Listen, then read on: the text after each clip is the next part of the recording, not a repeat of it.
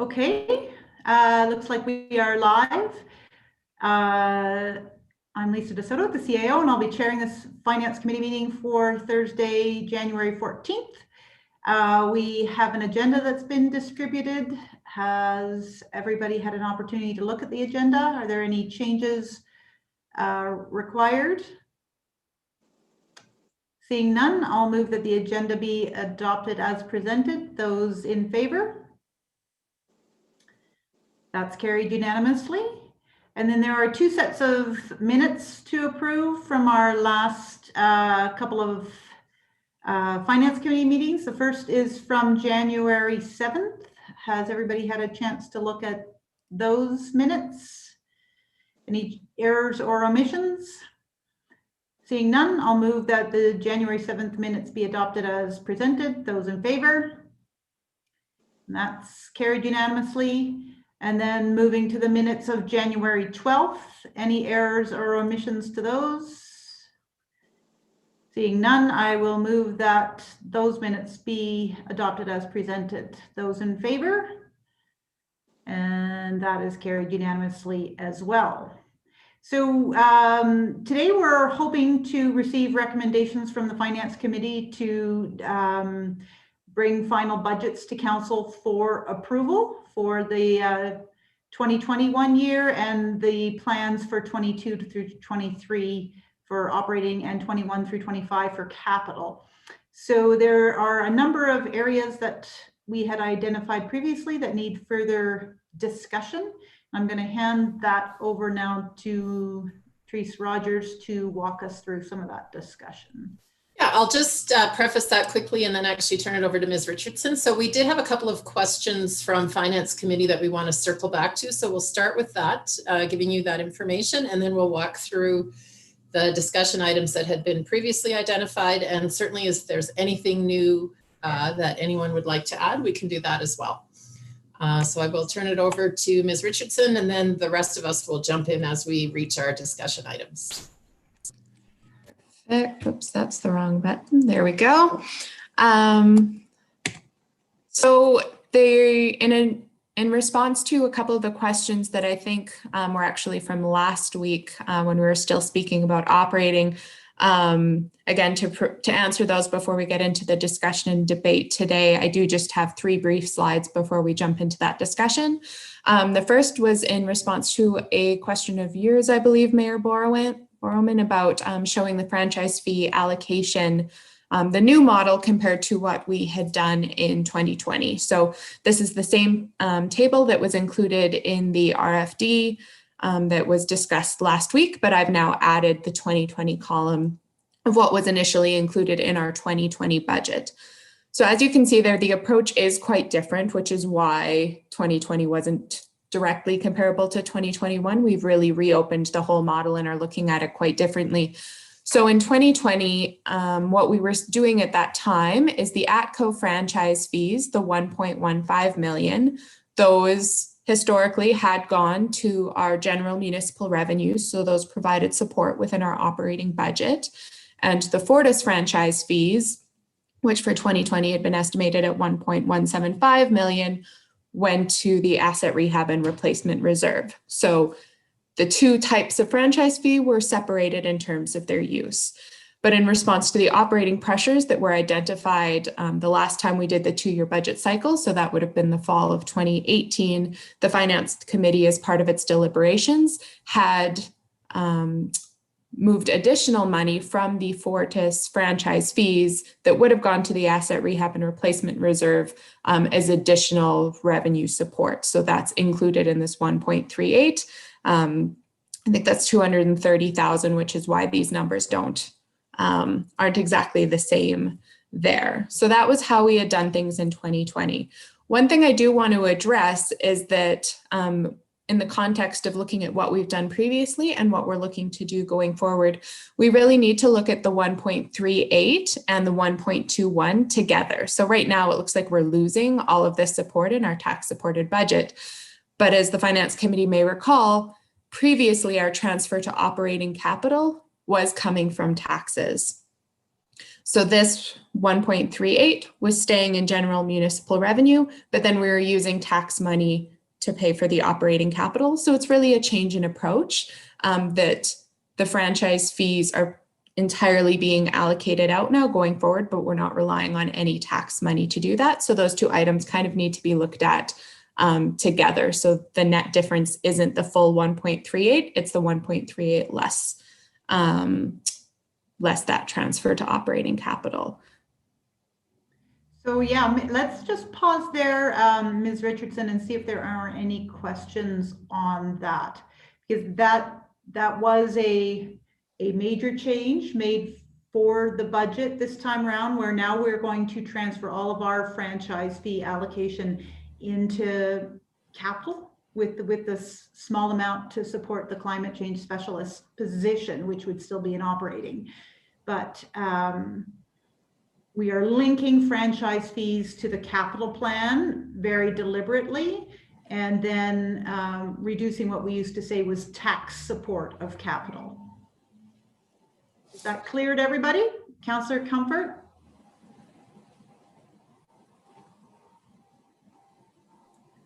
It is clear, but, well, I guess it's not to me entirely, but will this have an impact on our tax requisition from the residents, from the taxpayers? Well, the entire budget has an impact on the tax requisition, but the tax requisition, and I think that's maybe one of your upcoming slides, Chelsea, is within the limit that council or the finance committee directed administration to bring the budget back. So we are working within that direction that we received from council on the maximum tax increase that you were thought was palatable this year. Okay, so, but it all comes out of the same pocket, right? It all comes out of the taxpayer's pocket, whether it's franchise fee or tax. Okay, Yeah. thanks. I'm just trying to clarify it for myself. Councillor Stanford? So I'm looking at the general revenue line, the operating support 1.38. That will now be coming from taxes. Is that correct? Or that was just put into that line, but we don't have to actually make that up because we're transferring into other reserves from the franchise fees. Like it's not a now. So this had come in as revenue, and there weren't transfers out that offset it. So this stayed in our entire organizational operational budget. But what we'll see is that previously property taxes paid this 1.21, the previous amount of the transfer to operating capital, and now that's going to be coming in from franchise fees. So in the future, the increased franchise fee amount that we'll be receiving of the 2.945 million will be entirely offset with what we're transferring out to the reserves, and we won't be relying on taxes to make up that amount.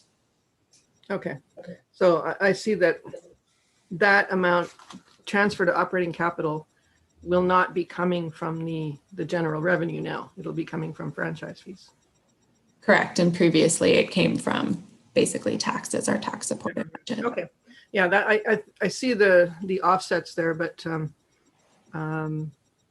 it's a little more confusing, but I think I understand it now, but having you explain it, thanks.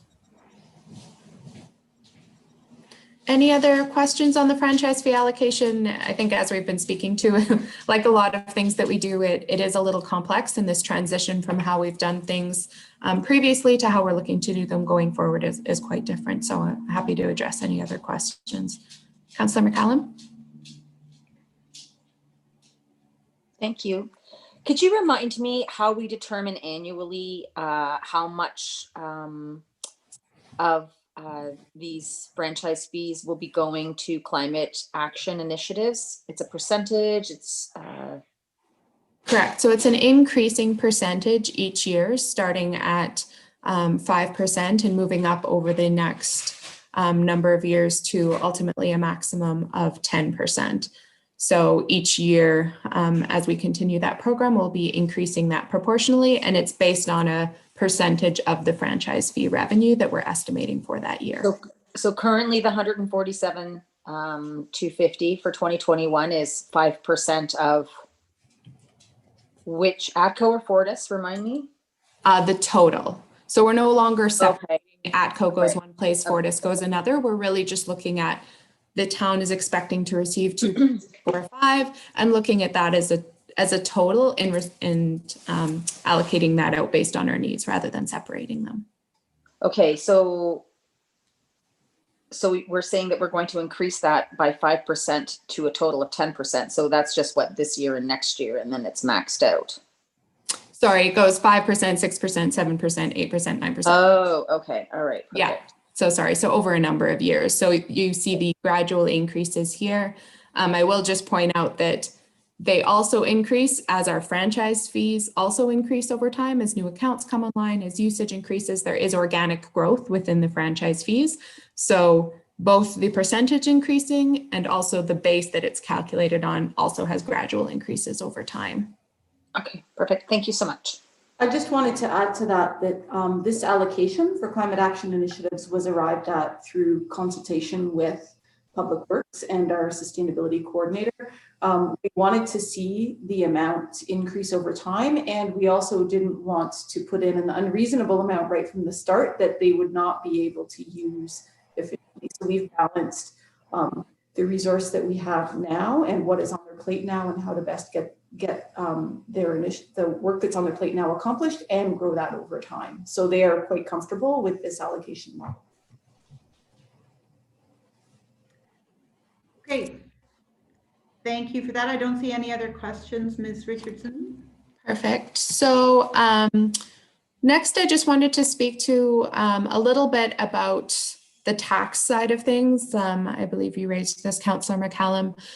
So it is, like the franchise fees, a lot of things impact the taxes, which is why it is difficult to do a very robust analysis of what these increases will result in relation to taxes at this point in time. Usually we do a lot of this analysis closer to the establishment of the mill rates. So we currently don't have finalized assessment data.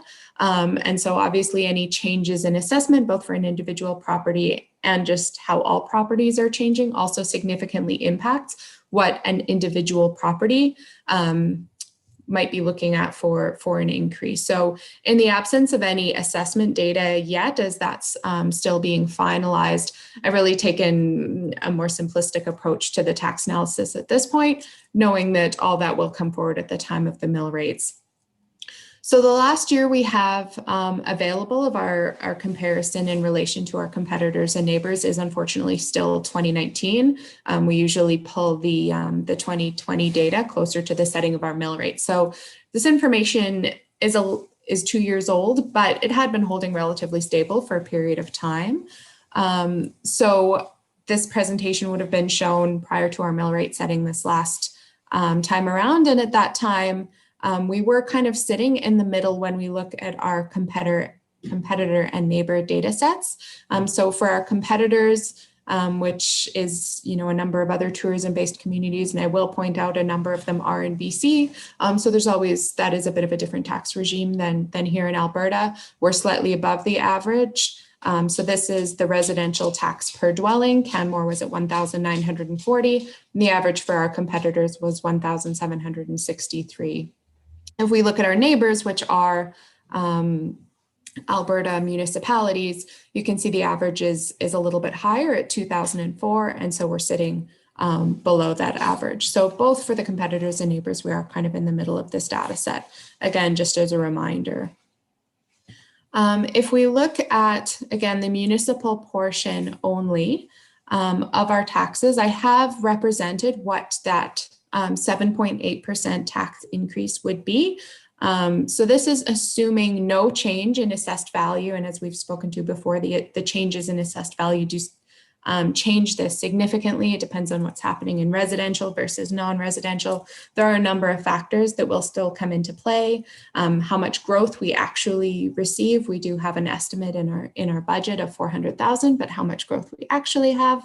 So again, still a lot to come. But if we were to look at just what that 7.8% would be, here I've just used average assessment. We are trying to transition to talking more about medians, but the average residential assessment, if there was no change at an assessment of 728,000 in 2020, the taxes would have been 1,600. And with that 7.8% increase, they would move to 1,725. So for the entire year, that property would be looking at a change of $125. So about $10 a month is what the increase we're looking at and our budget would represent. Oops, sorry. For a non-residential, again, the average non-residential assessment is 550,000. I know there is a significant range, and that's something we've struggled with in the past as to the value of the non-residential properties within the town. But if their 2020 taxes would have been $3,705, again, that 7.8% tax increase would be an increase of $289 for the year. I also have an average tourist home assessment. Again, that same change, if there's no change in assessment, would be $237. And for vacant service land, it would be $109. Those are kind of the four main categories we have. Any questions on Councillor McCallum? Do we have median assessment that information? We did for the residential, and it wasn't significantly different from the average last year. And that is something we're going to work with our assessors to get, is that data going forward. So we can use more median data rather than the average. Again, just to pull this from Tuesday to today, the averages are really easy for us to grab. It's the number, the total assessment divided by the total rolls in that category. To be able to identify the median, we need the full data set. So that takes more time and collaboration with our assessors.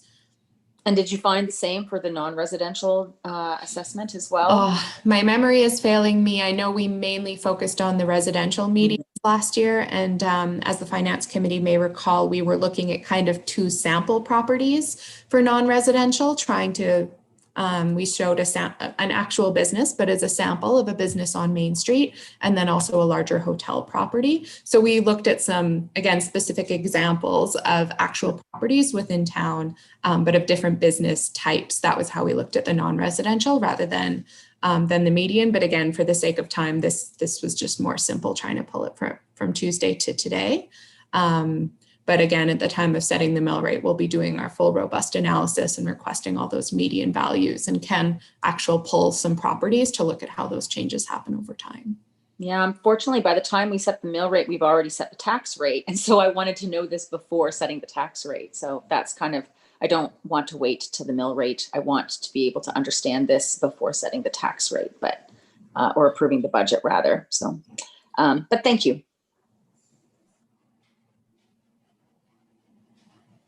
Any other questions? I was just going to say, over the years, we've described or talked about taxes as the pie, and the pie procedure. And this process that we're in right now is again, it's the size of the pie, and we're coming up with the size of the pie, which is the taxes. I understand. In May, it's the split. The impact of the pie. Yeah. That's what I'm trying to understand. 7. Yeah, I'm sorry, just the timing of assessments and when that all happens doesn't actually work. I did just want to point out, I think there's a calculation error on the tourist home assessment. I think it's less than that, quite a bit less than that. That could very well be the case. I can correct that. I think I see an updated tax of $32.71 in 2021. Yeah, and I can appreciate Councillor McCallum, your concern, but you know, there are limitations to what we can do. So I think what's clear is the size of the pie is growing by 7.8%. That's so next year we will be collecting 7.8% more in taxes. how that gets distributed to the property taxes that are available, we can't determine until we get all the assessment data. And we don't get that until later this year. Okay, any other questions on this slide? Seeing none, not sure if this transfers back to Ms. Rogers now, or do you have more, Ms. Richardson? That was all I had from follow-up from previous questions from members of the Finance Committee. So at this point, I think we would be moving on to some of the discussion items. I'm going to continue to run the presentation here to support my colleagues. So just to let me know when you want me to advance any slides. Awesome. You could advance the slide. There we go. So again, this was the list of items that we reviewed on Tuesday. We did add the question that Councillor McCallum had about net new sustainability projects, and we thought it made sense to review that in context of the solar projects. And so we will just work through these items. And again, at the end, there'll be an opportunity if you have anything else you want to add. So the first discussion item was the Main Street closure. Connected with that are in-street patio fees and also downtown paid parking. And I think that is Ms. Smithers. I think Ms. Cottle, Dr. Cottle was going to lead us off on this. Oh yeah, okay, Main Street closure. Yeah, we're doing a bit of a tag team here. I'll chat about Main Street and then hand it over to Ms. Smithers for the other items. But in terms of this slide has changed from what I put in. I had a motion in, Therese. Do you know what happened to the motion? Yes, we took the motions off to enable Finance Committee an opportunity to make a motion, and then our municipal clerk has that wording available if they need some support. Okay, thanks. So the idea here around the Main Street closure is with last year when we closed Main Street in response to COVID, we were in a state of local emergency and the ECC made that decision. This year, we're no longer in a state of emergency, and it is council's decision whether or not to close Main Street as part of our COVID response. So we have received a request letter from the BIA, which I know council has also received, asking for early advance notice, asking for a closure, and that we do that soon so that they can begin to prepare. The internal working group who worked on that project has already begun meeting and planning for a Main Street closure, really working to address lessons from last year and improvements that we would want to make in addition to the specific requests in the BIA letter. So there are several things that we're working on from a process perspective, a signage perspective, and enforcement improvements if council were to direct for a closure this year. And a reminder that the point of this closure is on public safety and giving people room to maneuver in the downtown core. While vibrancy and inviting spaces certainly are a benefit, that is not the point of the closure. It really is to focus on safety. So that was all I had planned to say about the Main Street closure. If there are any questions from council, I'm happy to chat with them. Otherwise, we can go to the next slide. Did you want to touch on the draw this would result in from the COVID contingency? Sorry, on the what? I missed the first part. The draw that this would result in. Oh yes, right. So it would be, the idea is that this would come from the COVID contingency budget, and that would be what we're looking for approval from council for, is for approval to spend some of the COVID contingency on this project. And unfortunately, I don't have the exact number of what we spent on the Main Street closure last year. We can get that though, or somebody might have it, but it would be less this year. Some of the work that we did last year will be able to be reused for this year, but there are expenses around some engineering controls, signage, a variety of things that are needed for that closure. Mayor Barrowman? Thanks very much, Ms. Cottle. The letter from the BIA around the closure of Main Street for summer season has a number of bullet points suggesting opportunities for a different approach or changing how we would put that closure in place. and I'm sure you've given that a lot of thought. If we move forward with the Main Street closure for this summer, what would the process look like post-decision in regards to working with the BIA and engineering and other municipal groups to consider putting in place some of the requests from the BIA? I'm thinking specifically of the scramble sidewalk at 6th Avenue, suggestions to make it more visible with signage explaining it, expanding the ability of bylaw officers, trialing of feeder parking lots. I'm not even sure what that means actually. And creating opportunities for businesses from outside of the area to take advantage of the closure. What will the planning discussions look like? And when do you think the planning would be at a point where a decision's made? Sorry, I guess I wasn't clear in my presentation or in my slide. That work's already started. So the internal working group, all the departments, planning, engineering, bylaw, fire, economic development, communication, we've all started already to meet and to do the work to plan for this year, including looking at the BIA's specific requests. So that work is already underway. And the process will be very similar to what it was last year, which is that we meet internally as often as we need to in order to move that forward. And then we also reach out and work with and liaise directly with the BIA to address those concerns. So I don't know at this time if we'll be able to do everything in the BIA's letter exactly as they have requested. But we have already begun to have those discussions of what it would look like, what we could do, what additional information or other things we would need to be able to consider those things. So I expect that process would be ongoing. We could, and one of the things that we did talk about in the internal working group is that at some point between now and the closure, we would try to come to council with an update at a COW meeting about what was being planned and how some of those things would be addressed. So we could, at a future date, provide council with a bit of detail about how we're specifically responding to that BIA letter. And I think that might be more what you're getting at there, Mayor Barrowman. Yeah, absolutely. I'm very interested in understanding what changes may be put in place for a closure this summer. And your bullet point there does say you're already meeting and planning. I guess I just wanted more of that detail that you just provided, and really curious to know where the discussion might go around such specific suggestions as creating the opportunities for businesses from outside of the downtown. And I guess we can just wait for your presentation at the committee of the whole.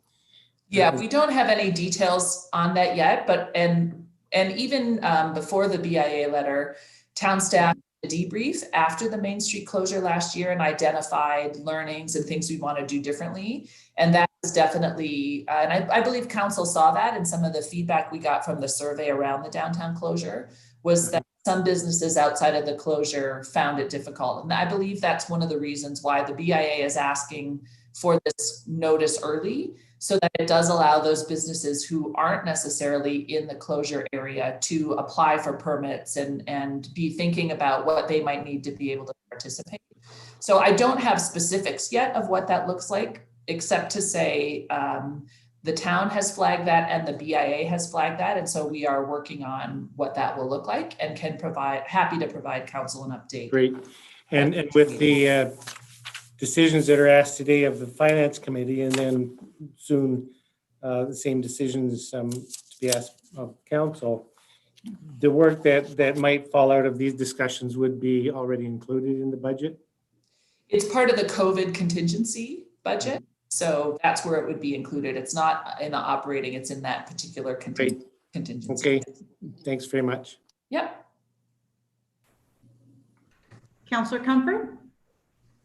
Thank you. I think that I guess what concerns me is that I'm glad that you've put that last bullet point in about the reminder that the focus is public safety, because sometimes it seems to me that economic interest in public safety can sometimes be indirect conflict. So it'll be interesting to see how that unfolds. That's all I had to say.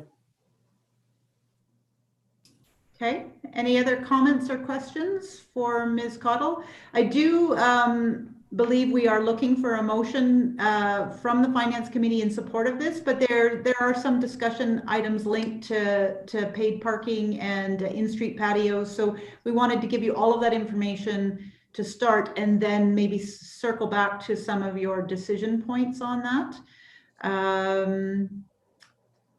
Okay, so Ms. Smithers, did you want to carry forward the discussion? Sure. Yes, thank you. So if we go to the next slide, the related to the Main Street closure would be the waiving of in-street patio fees potentially. As you will recall, last summer, that was part of our initiative around the Main Street closure to support local businesses in being able to have those patios which accommodated physical distancing that they could not accommodate inside their facilities. So that would go hand in hand with the Main Street closure. Planning and development does have a revenue stream, however, from these patios in a typical year related to both a license of occupation for use of a public roadway, as well as the permit for the patio itself. So if we were to look at waiving that in-street patio fee, there is a loss of about $10,000 of revenue from planning that we would be looking to access the COVID contingency for, and then we would waive the fees. The fees for both the license of occupation and the patio permit are in the, my mind just went blank, master fee schedule. So we would need a motion from council directing us to waive the fees. We do not have the authority to do that as administration. So that's why this piece has been separated out from the Main Street closure. Mayor Berman? Thanks, Mr. Soto. So there will be a request for the Finance Committee to approve a number of motions directing admin to work on all of these bullet points in the agenda briefing. You just indicated that there would be motions outside of the ones that are on the agenda, that just to approve the operating budget and business plan, et cetera. Well, it's really up to the Finance Committee to make those motions, Mayor Borman, and that was what I was alluding to last meeting, that these were the discussion items that Council or the Finance Committee raised. Specifically, this one piece around Main Street closure and the in-street patio fees. You know, we've already put placeholders in the COVID contingency, so we would like confirmation to proceed with the closure and use of the COVID contingency for this. So, you know, we have some motions drafted for your consideration on this item, but on some of the other items where these were areas that council had requested further discussion on, it's really up to members of the Finance Committee to propose those motions. We can help you in the background to draft them. But yeah, we were looking for your input and your stamp on the budget. Great, which was sort of the thrust of my earlier question to Ms. Cottle, was wanting to understand what's happening now if we're going to be asked to make a motion or vote on a motion today, specifically on Main Street closure and the in-street patios. Okay. So I think, yeah, once the next part of this discussion that's somewhat related, as you saw in the BIA letter, there was a question on parking as well. So we did want to review for you the paid parking proposal that's within the budget, and maybe it'll be helpful if Ms. Smithers does that, and then we can come back to all of the discussion on the downtown area and have the Finance Committee make some motions. Okay, let's do that. Okay. Okay, so the one last thing I would want to say with the in-street patio fees is just to be clear that as Mr. Soto referenced, we currently have not anticipated that change, partly because administration does not have the authority to waive those fees. So that is absolutely something we would need council direction to be able to do. And as such, we have included anticipated revenues from those permits in our operating budget. So there would be a hit there as well. So that's just the setting the context for why, in kind of the heels of this discussion, that motion is required for us to be able to move forward on that. Go ahead, Mayor Borelman. So forgive me if I've heard this information, but I'm trying to understand. So following the bouncing ball, if the discussions are ongoing at this time regarding the suggestions from the BIA, particularly around creating opportunities for businesses outside of the closure area, am I to understand that those businesses from outside of the closure area would still have to be within the downtown core? Or would this opportunity be extended to businesses from outside of the downtown core? I would ask Dr. Call to speak to that generally in the context of that whole program. In terms of the patio fees, we have only anticipated waiving fees within that 2-block closure. And I think that's the only place where we would have in-street patios anyways, off the top of my head. And while we're waiting to see if Ms. Cottle has further comments, it's my understanding that the letter from the BIA is specifically speaking to the BIA members outside of the Main Street area. They're not specifically representing other businesses outside of the BIA, but maybe Ms. Cottle, do you have? Yeah, this really is just for the downtown core. I believe as also part of the budget is the vibrancy grant for the parklets.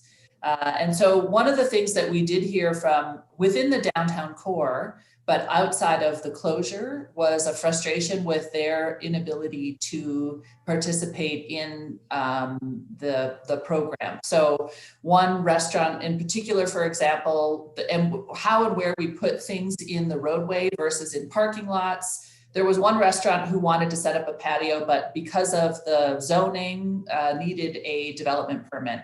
And they didn't really think about it until July, and then it was going to be a 3-week process. That's because that's the process that our permits have to go through. So it was that kind of thing that the BIA was looking for them to do something early. It's my understanding that some of the money that's been set aside for the vibrancy grant or the parklet program would be in support of those businesses still in the downtown who want to participate, but aren't necessarily in the Main Street closure area, that they would have one, a heads up to be able to recognize that they have to apply and that there is a process and the process takes time, and also access to a different pool of money for things like parklets or other ways of participating that fit better on their sites that are outside of the Main Street closure. I don't know if that answers the question. Yeah, it does. Thank you. It confirms that all of what we're discussing would be available to basically businesses that are in the town center district. So I appreciate that confirmation. If we'll be asked to vote on a motion supporting this work, how would the trialing of feeder parking lots, for instance, fit into that discussion in that motion? Because I'm not too clear what a feeder parking lot entails. So I guess part of what we're asking council to do is to give us high-level direction to move forward with a closure, to do the best we can to address the Main Street closure and the BIA concerns. So I cannot at this time guarantee that we'll be able to do everything on the BIA's request list, but we will make our best effort to address all of those concerns because we share many of those concerns as town staff from our debrief of this project last year. The trialing of feeder parking lots, I believe my understanding is that that's really intercept parking, providing people with a place to park outside of the downtown core and then to walk or bike into downtown. Last year, we did that at Elevation Place because Elevation Place was closed. We used the Elevation Place parking lot and we put signage, electronic signage right there saying park here and walk to downtown. So I believe they're looking for more of those kinds of opportunities. As you know, intercept parking is something we already have on the books as a Town of Canmore project. Land and space and availability to be able to do that is a challenge. We don't know what will be happening at Elevation Place this summer. So we may or may not be able to meet that request of the BIA, but we've heard it and are looking into it and we'll do the best we can. So to your fundamental question, if council makes a motion now, we can't, and I don't necessarily know that we need to provide specific detail of exactly what the closure will be. The closure will be, what we're asking for council is for high level direction to do a closure again this summer, similar to what we did last summer, but incorporating the lessons learned and the request from the BIA to the best of our ability. And that's what we would do. We will provide council with detail once we have them, but we're sort of, I guess, asking for trust that we will do everything we can to address them. Okay, that's great. I won't belabor the point any longer. Okay, so we'll move on then to the paid parking discussion. I think at the meeting the Finance Committee had on the operating budget, some of the confusion stemmed from the fact that the paid parking budget sits within the transit budget, and the way that it's presented in your in the operating tab, I forget the page number, but it kind of smooshes the two together. So I thought what I'd do is split them apart so that we can have that discussion on paid parking and speak to the BIA request with that kind of more detail on the what we're actually looking at. So if you look at just the transit budget in terms of transit service only and the requisition from the Transit Commission, what that includes is about just over $300,000 for the regional service and about $19,000 for Onit. And those are both the Town of Canmore's proportional share of the cost of running those programs. The local Canmore requisition for Route 5 is just over $900,000. And that is obviously just the local Canmore route.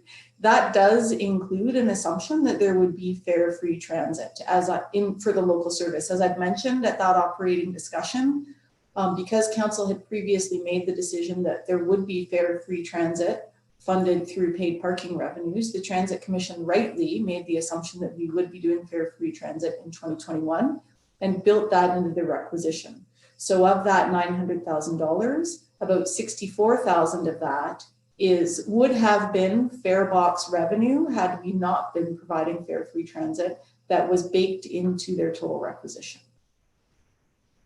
So can we just pause there and just make sure everybody understands? I was just going to say, if that's clear, I'll check that and then move on to the next slide. Yeah. Good. Yeah, so again, just for clarity, saying it may be just slightly different, is that the 902,000 approximately there for the local route assumes no revenue from farebox. Okay. Okay, so that's part of, yeah, okay.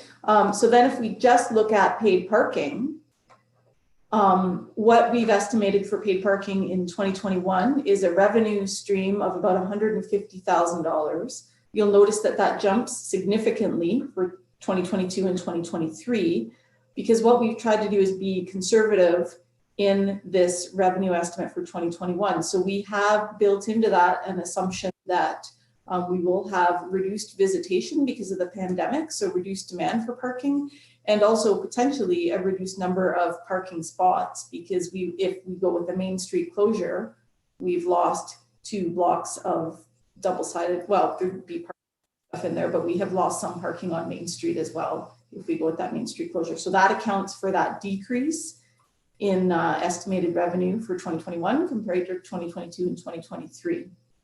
The contracted services are basically the cost to deliver the program, which would be $105,000 in 2021 and then increasing basically based on inflation for subsequent years.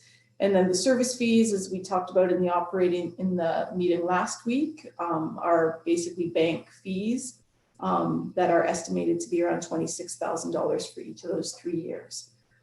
So for 2021, what that would give us is a surplus of about $19,000 with our estimated revenue over the cost of providing that service, which you'll note is less than what we typically would have received based on the Transit Commission's projections at the fare box had we gone that route.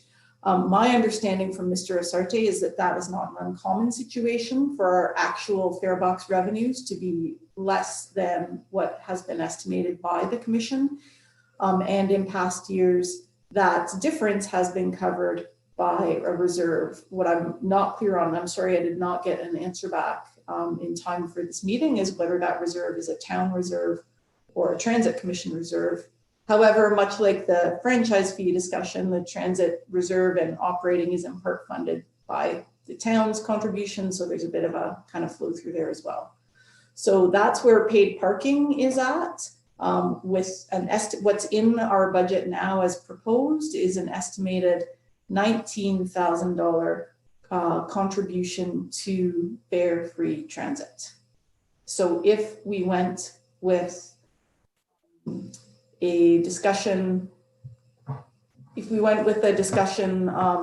around potentially not going with paid parking for the town center in 2021, we would need to look at covering off that anticipated $19,000 that we are currently counting on to contribute to fare-free transit.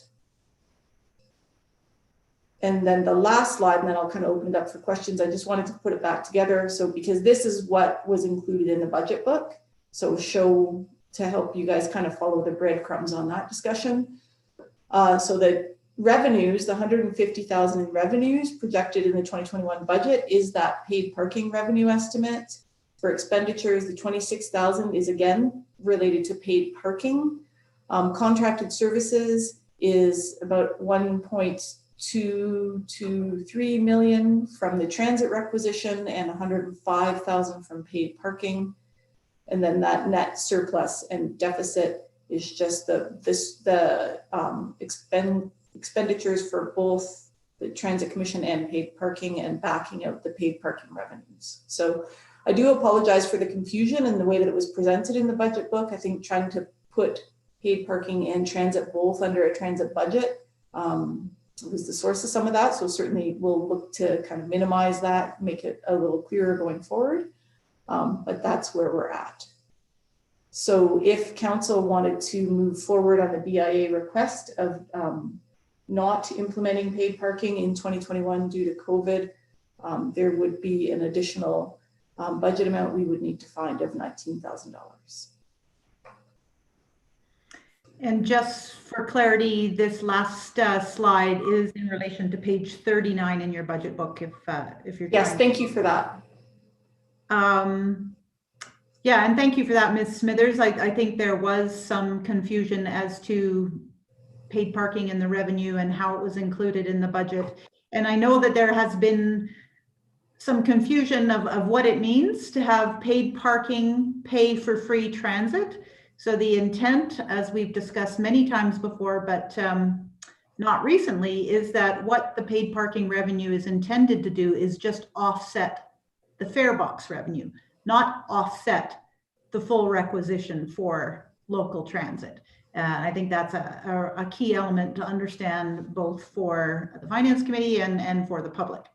Thank you, Mr. Soto. And I also, sorry, I forgot to mention related to that is if council did have an appetite, if the Finance Committee did want to recommend to council that we not proceed with paid parking in 2021 and find an alternative revenue source to cover that $19,000 gap, we would also need to have a motion from council to continue with the fare-free transit.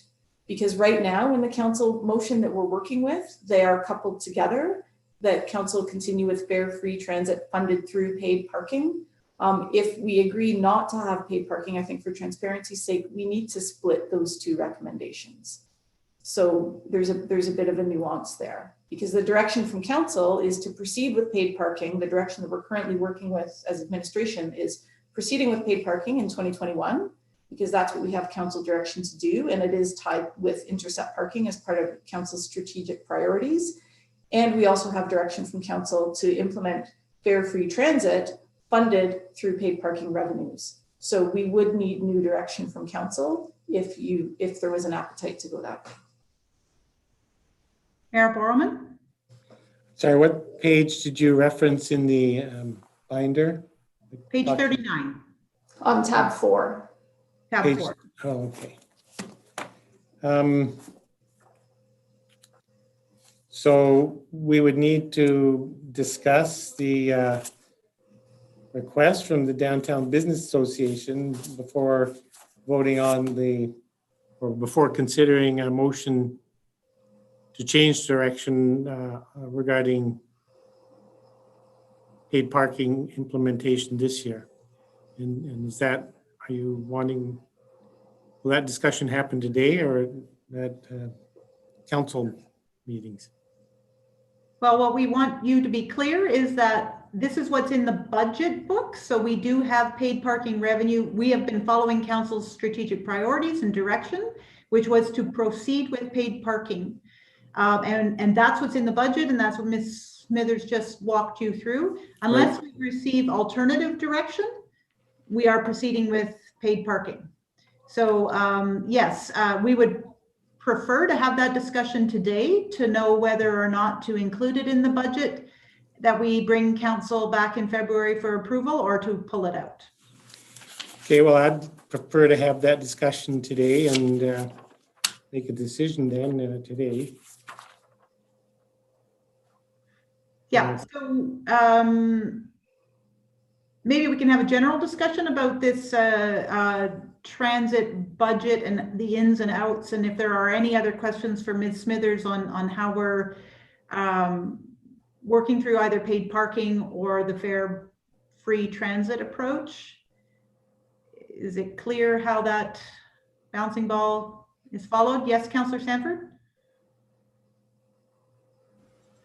Thank you, Mr. Soto. And Ms. Smithers, could you go back one slide where you had the one more? Yeah, there we go. This year being proposed, the in-street closure or the Main Street closure, we're only looking at $150,000 estimated revenue. So it seems to me that closing Main Street is going to have a significant impact on the amount of money that we could potentially collect for paid parking, because in 2022 and 23 is assuming that there is no Main Street closure. Is that correct? It has some impact. I would reiterate, we're being conservative with the estimates because we just don't know until it operates. But the other thing, it's not just about the reduction in revenue is not just about the potential closure of Main Street. It's also just about visitation generally in a pandemic. We don't know what the summer's going to look like. We don't know what any guidelines or restrictions that may or may not be in place will do in terms of visitation to the town center and people trying to access parking spots. So we've just been conservative on that revenue estimate. Okay, and the reduction in revenue is based on the pandemic effect Yes.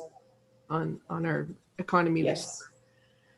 Because it seems that we're only potentially able to collect a third of that offset for the free transit. If the fare box revenue is $63,000 or $64,000 and we can only potentially collect 19, we're significantly below, whether we institute paid parking or not, we're significantly below the intended offset of paid parking for free transit.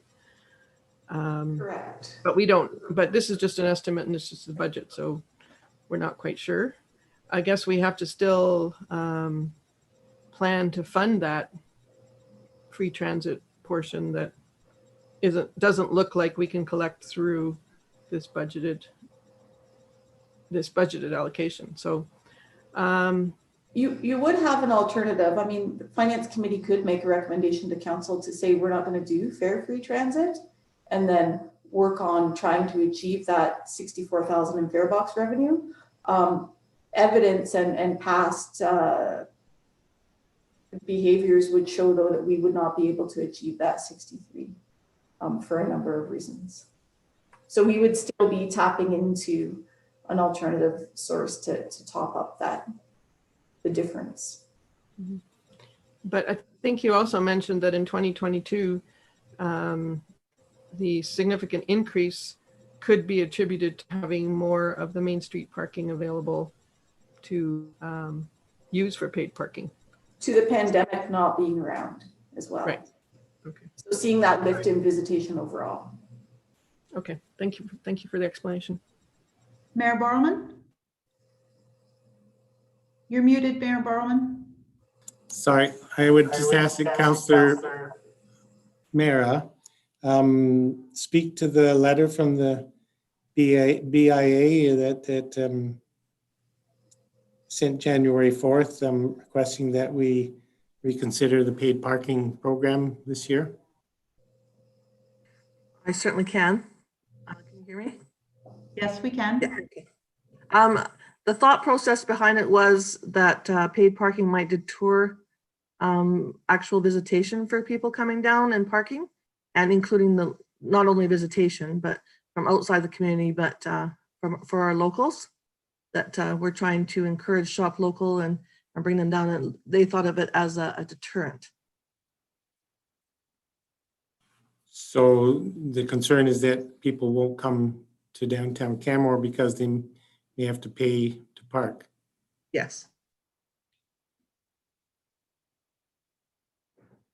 And also that it would, move out into the community, and which would upset some of the neighbors. That was part of the conversation, but not definitely the focus. And of course, that aspect has been discussed quite a bit. Yes. It was just another part of the big puzzle discussing what we can do to support our businesses downtown. And that was one of the pieces of the puzzle that tended to come up during conversation. Okay, so Ms. DeSoto, thanks, Councilor Mara. Ms. DeSoto or Ms. Smithers, if council postponed the paid parking downtown this year, can you confirm for me what the impact would be then to the budget to continue to move forward with free transit? I think Ms. Richardson can speak to the effect it would have if we included that in our operating budget. And then also another alternative would be to direct administration to access that COVID contingency to make up the difference, because this is absolutely COVID related. The BIA, my understanding is that the BIA's request is explicitly linked to COVID and the pandemic. They're not saying get rid of paid parking altogether. They're just saying in 2021, given the pandemic, they don't believe this is the year to implement it. So, Councillor Mara, I see you have a question. I might just address this quickly first, and then I'll come back to you. So the financial impact of, again, both of the decision Ms. Smithers spoke to, so the decision to postpone paid parking until some future time, presumably 2022 or later. The impact to 2021 would be this net impact on this slide of $19,000. So that's the surplus that we would have currently from paid parking. That again, when we speak to it, we talk about that offsetting the fare revenues from fare free transit. So if we're proceeding with postponing paid parking and fare free transit, we would have a shortfall of $19,000 to make up.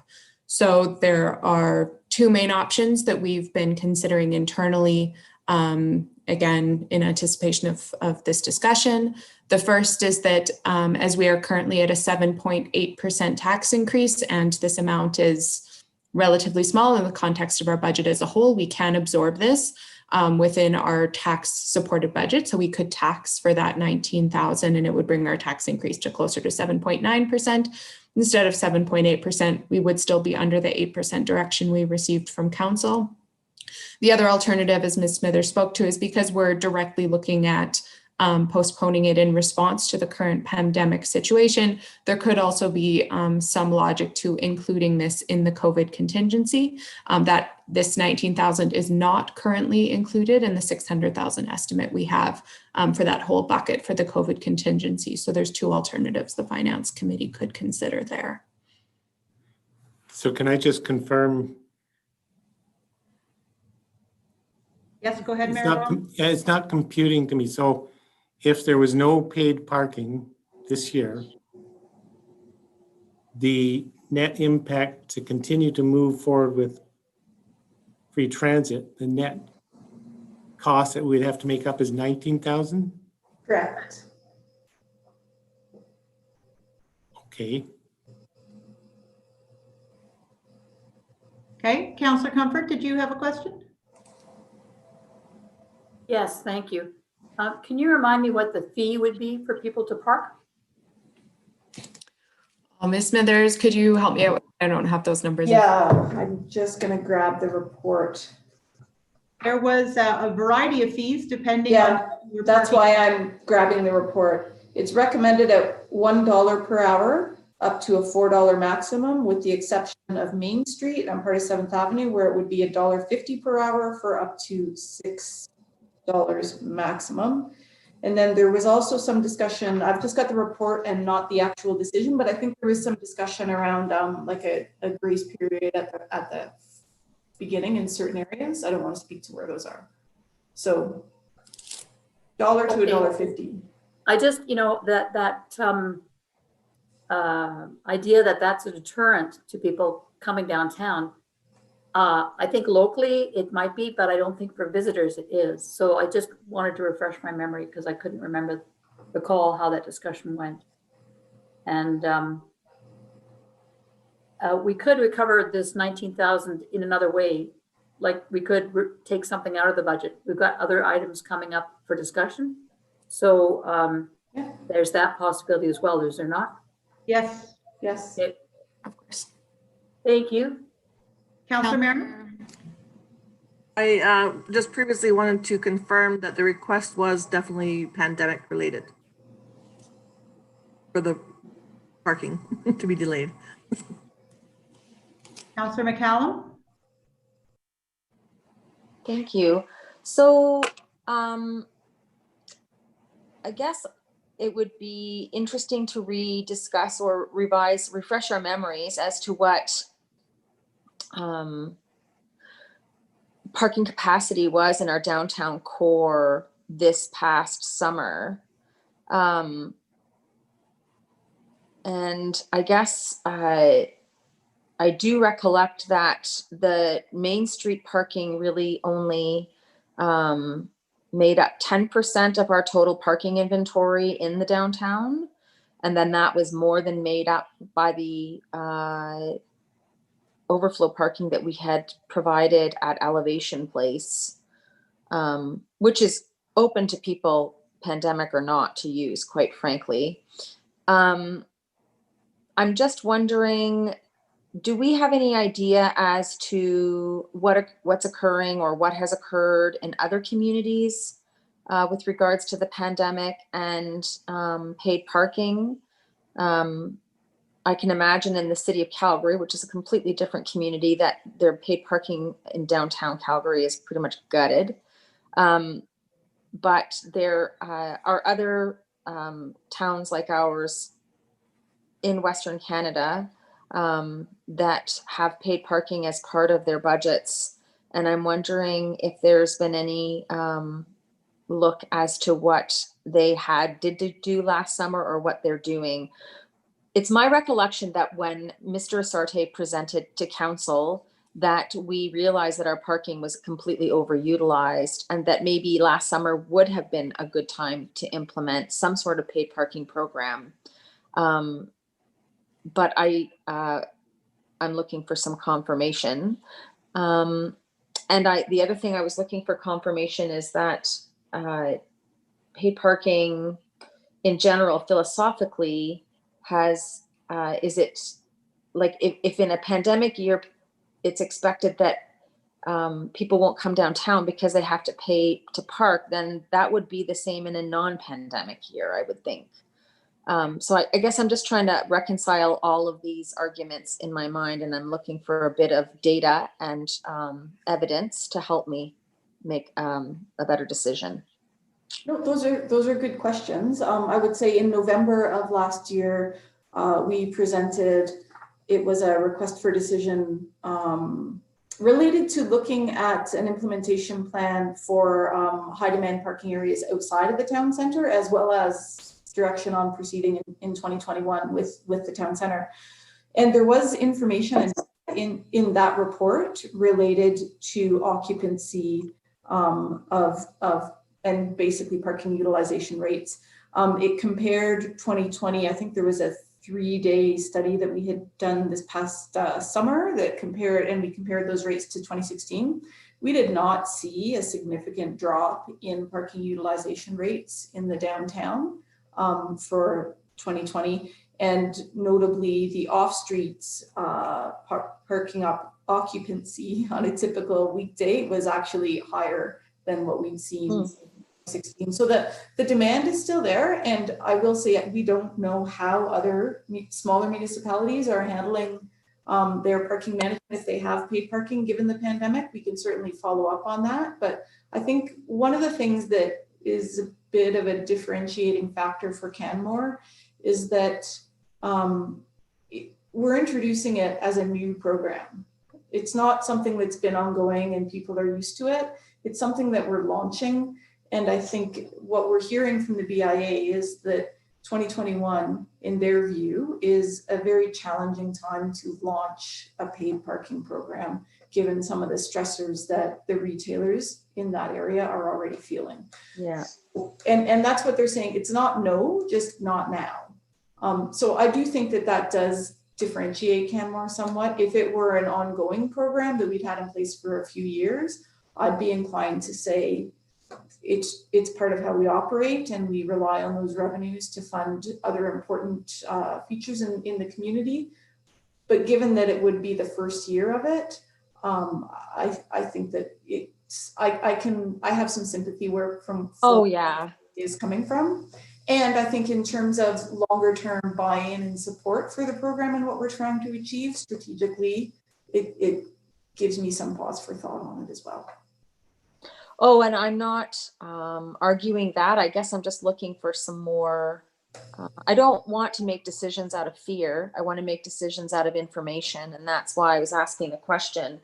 I would say, though, whatever decision we make as finance committee, I would really like to underpin the importance of fare free transit and the part it played through the pandemic in keeping our frontline workers and our essential workers safe and able to transport themselves.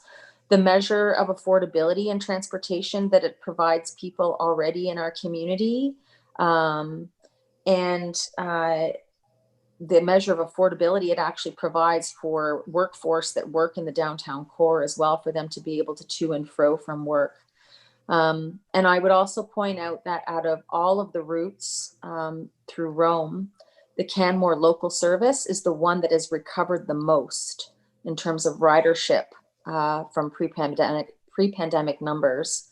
And I think the piece that has had to play in that is the fact that it is fare free. Like people have continued to use it and have had faith in the service, in what's become an essential service, really. As a result, and the fare free piece has really played into that. So I just wanted to underpin that for other folk. Thanks. Okay, Councillor Seeley. Yeah, a couple thoughts on paid parking and fare free transit.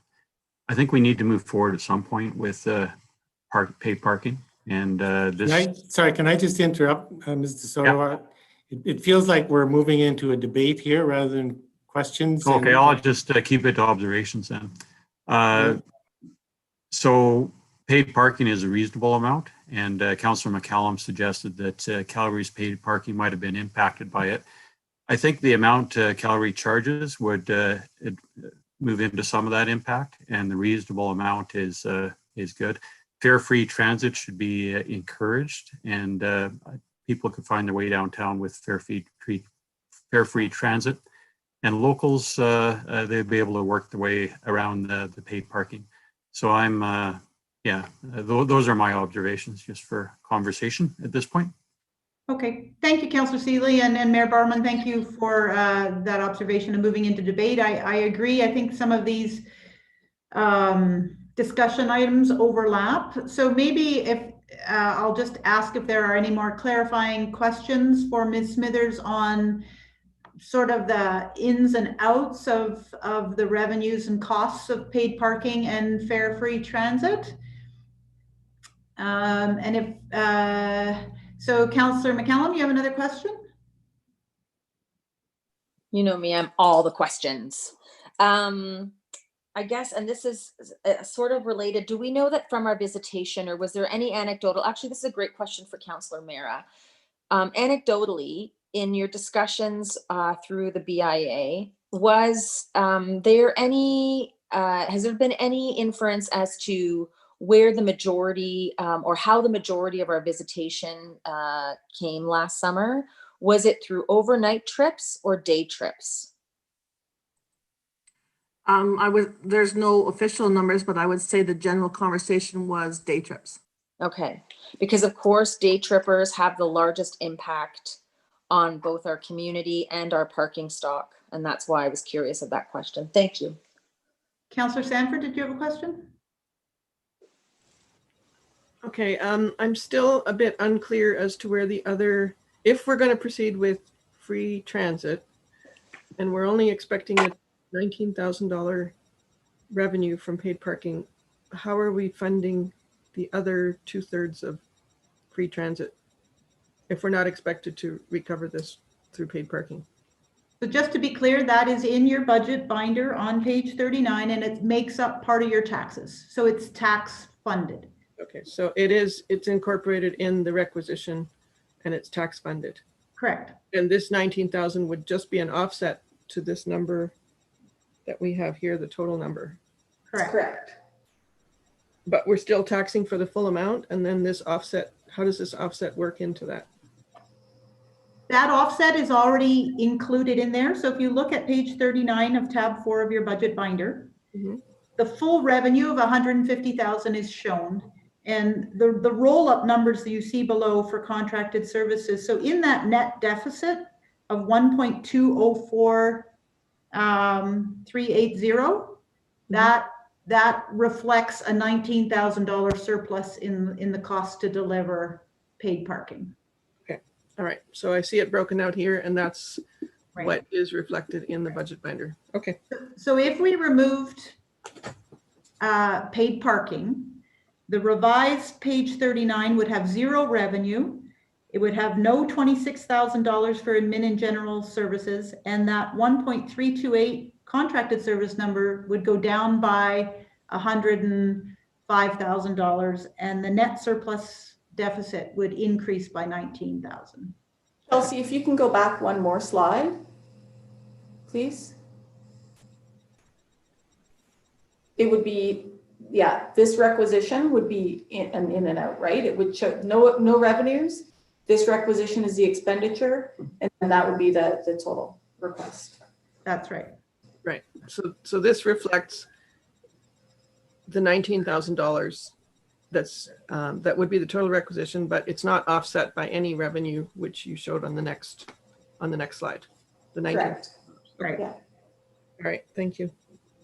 Mayor Borman? Going to suggest that we go to a motion and vote on this, recognizing we have a lot more work to do this morning, and also reminding members of the Finance Committee that regardless of the vote today, we'll be back before council for additional discussion and perhaps different vote at that point. So if I see no violent shaking of heads, do you have a motion worded? Because if not, I do.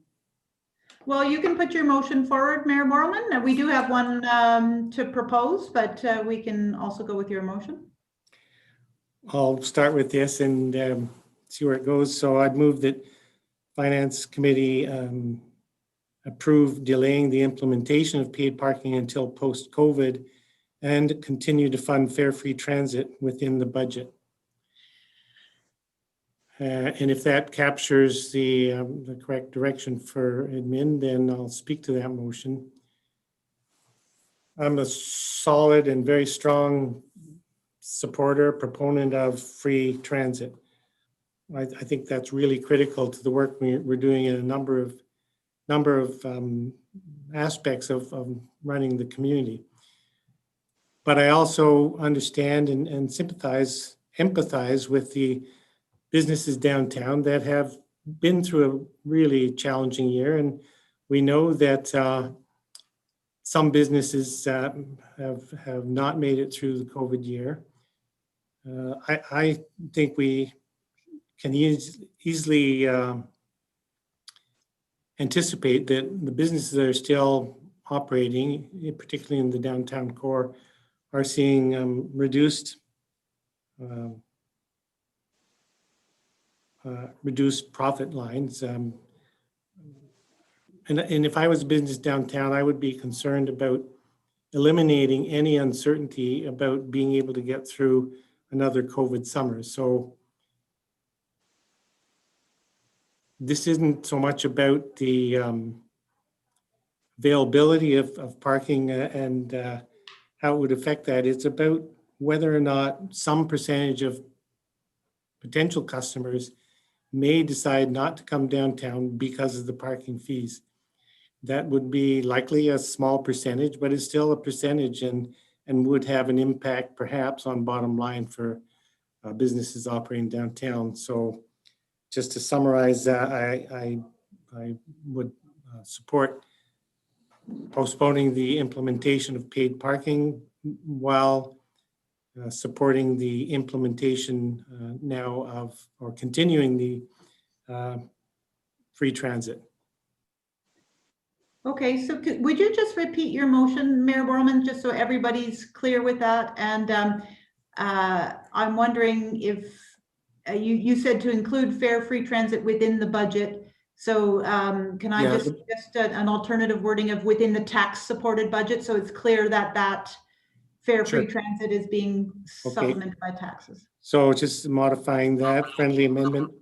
The motion then is to delay implementation of paid parking until post-COVID and continue to fund fare-free transit within the tax-supported budget. Okay, anybody like to speak to that motion?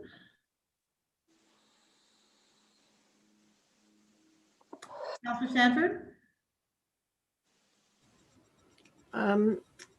As discussed earlier, would it be a friendly amendment to suggest that the shortfall be requisitioned from the most funding, the 19,000? I think that would be an amendment, not a friendly amendment. It would be, so to have the $19,000 shortfall funded from the COVID contingency would be how I would recommend that. If you'd like to make, would you like to make that amendment? I'd like to make that amendment. Is everybody clear on that amendment? So instead of it being a tax supported draw, the $19,000 shortfall would be funded from the COVID contingency. Anybody like to speak to that amendment? Councillor McCallum? Well, I don't actually want to speak to the amendment. I just, and I don't see an amendment, like normally we have it up on the screen. So I'm asking a blind question. This is just for downtown parking, right? We're looking at continuing. Okay, I just wanted to be sure.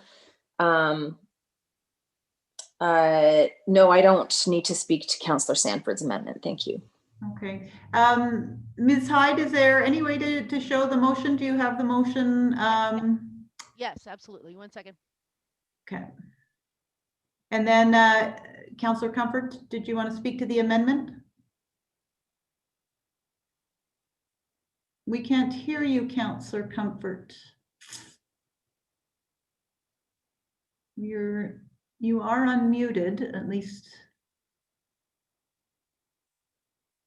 Not sure what's happening there.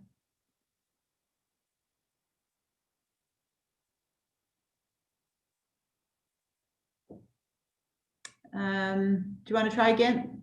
Don't know? No, we can't hear you, unfortunately, Councillor Comfort. Would anybody else like to speak to the amendment? Yes, Mayor Borman? I would support this direction. Is it reasonable or appropriate to have that the number 19,000 in the motion, and that's assuming, or that would then, if it ended up not being $19,000, then the motion would not be applicable. So if, I guess as a friendly amendment to this amendment, I would suggest we don't include the number. Just say the shortfall is to be funded from COVID contingency. Well, just to be clear, it is a budget amount, and that is the budget. So the $19,000 is actually the budgeted shortfall. So yes, you're correct in that actuals may be different, but from a budget perspective, we make up the shortfall based on budget, right? Sure. Okay, that's a good thing. Councillor Seeley? I'll support this amendment. It's definitely COVID related, so it should come from the most funding. So I will support it. Councillor Comfort, you want to try again? No, unfortunately, we can't hear you. Sorry. Maybe you can disconnect and reconnect again, and then we'll hopefully be able to get things reset for you. Maybe before you disconnect, Councillor Comfort, we'll call the question so that you can vote on these two. So on Councillor Sanford's amendment to replace tax supported budget with COVID contingency, I guess is how we're looking at it now. To fund the fare free transit with the COVID contingency. Those in favor? Okay, that's carried unanimously. And now we're going back to the main motion then, that and Councillor Hillstad. I'm not sure if this would be friendly or a complete amendment, just for that the Finance Committee approved delaying the implementation of downtown paid parking, because as in their agenda, it's downtown specific. So just to make it clear, just to Councillor McCallum's point, there is other things that we're looking at potentially for paid parking. So just to be clear that it's the downtown paid parking. Yep. So I'm not sure if that's a friendly or if that's a straight No, amendment. that I accept that as a friendly amendment. Okay, great. That's a friendly amendment then, and we'll downtown. Okay. Yes, Councillor Hillstad? And then just curious, is going with post-COVID the best thing, or should we choose a specific year just to make it again clear? Because again, post-COVID could potentially mean that, you know, vaccine rollout happens faster than anticipated, and by the summer they're saying, you know, enough of people are vaccinated and, you know, COVID is technically ramping down. Like, just I find post-COVID just to be kind of blurry. I'm just wondering if we should say 2022 just for make it clear again. But again, I'm not sure if that's probably more of a amendment than a friendly. Yeah. So would you like to make that amendment then to replace post-COVID with until 2022? Is Yes. that what, okay. Are there any questions or anybody wishing to speak to that amendment? I'll speak to it and support it happily. You know, it's one of the drawbacks to drawing up motions on the fly. You know, you try to capture what's in your head and things pop out. So thanks for these amendments. It does make the intent of the motion much clearer. Okay. Yes, Councillor McCallum? And it was the exact same amendment I was considering. I was trying to figure out if I was being too persnickety or not. So I appreciate that I'm not the only one that was thinking that way. Thank you. Okay. And sorry. Yes, Councillor or Ms. Richardson? Sorry, just I don't mean to be technical here. I've been furiously thinking through what we need from a finance standpoint in my brain. So if I could just propose something with regards to the language. When we say with the COVID contingency budget, I think what we really need is to say that it's funded through the tax stabilization reserve. That's where the money for the COVID contingency is coming. So I think that would be the direction that that we would need to include it in the budget. We don't have this currently included in the COVID contingency bucket. We really need to authorize additional money to come from the tax stabilization reserve to cover that 19,000 shortfall. And Chelsea, on that point too, if I can, there's a distinction between continuing to fund the difference through the tax stabilization reserve. As this reads now, it actually changes the funding source for the whole fare free transit, right? It moves it out of tax funded to the reserve because it's only referencing funding fare free transit through the tax stabilization reserve. Haven't heard him speaking today, which I don't think is council's is finance committee's intent, but just wanted to flag that might be. And sorry, maybe that was my misunderstanding. I thought by having it moved to the COVID contingency rather than the tax supported budgets, maybe I misunderstood the intent there. My understanding was maybe the intent there was to move it outside the tax supported budget. So if that was the case, it would be the tax stabilization reserve. If not, it would be tax supported. So Ms. DeSoto, I think we just need some clarity from that. Yeah, no, that was my understanding as well, Ms. Smithers, was Councillor Sanford's motion to move it to have that funded from the COVID contingency was to keep it outside of the outside of the tax supported budget, so that it the whole amount though, not just the 19,000. That's what I'm saying. The way that this motion is written, yes, it would fund that whole 63,000, right? I just want to be clear on that. Yeah, that got changed sort of very much on the fly. I wasn't sure how that happened. So yeah, it's the shortfall, and it was the shortfall of $19,000. But yeah, that was the original motion. So I think we need to pause here because things have, and thank you, Ms. Hyde. I know you've been furiously trying to capture our thoughts here. But the original motion made by Councillor Sanford was for the $19,000 that was tax supported to be funded from the COVID contingency, which Ms. Richardson rightly pointed out is actually the tax stabilization reserve. So it wasn't the full $63,000 of fare box revenue that the Transit Commission has suggested is achievable if we did charge fares for our local transit service. So I think the nuance here is that we're looking for $19,000, not $63,000. So how do we reword? So the original Councillor Sandman's amendment was replace tax supported budget with to fund fare free transit deficit. Sorry. Because there's a shortfall. We should keep the $19,000 in there. Councillor Sanford's amendment was to replace tax supported budget with fund the $19,000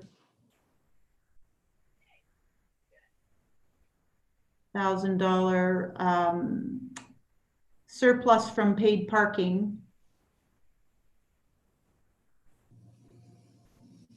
from the tax stabilization reserve.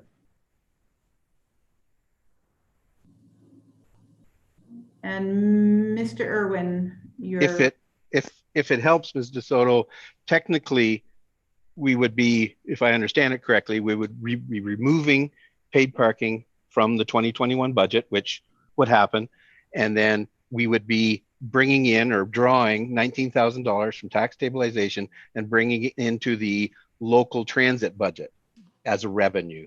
That's how it technically would work if the motion could, and that's kind of what we're saying here in the motion. Right. That's certainly the intent. That's the intent. That's the intent. That's the intent. So Councillor Sanford, can you confirm that that was the intent of your original amendment? That was the intent because Ms. Smithers said that that would be the shortfall if paid parking was not instituted in 2021. So $19,000 is what I was looking for. Right. I don't think we need to re-vote on that. That was unanimous. Is everybody clear that that was the intent? Okay. So thank you both Ms. Richardson and Mr. Irwin and Ms. Smithers for clarifying all of this. So we've now had, so sorry, we didn't vote on the replace post-COVID with until 2022. So we will need to do that as a separate amendment. So is there anybody wishing to speak to that additional amendment? I thought I had accepted that as a friendly amendment. No, until you 20 accepted downtown as a friendly amendment. The other one wasn't friendly. So just to be clear, we'll vote on this replace post-COVID with until 2022. All those in favor? That's carried unanimously. So now we have the new motion, and we'll just give Ms. Hyde the opportunity to do some cut and paste so that everybody's clear on what we're.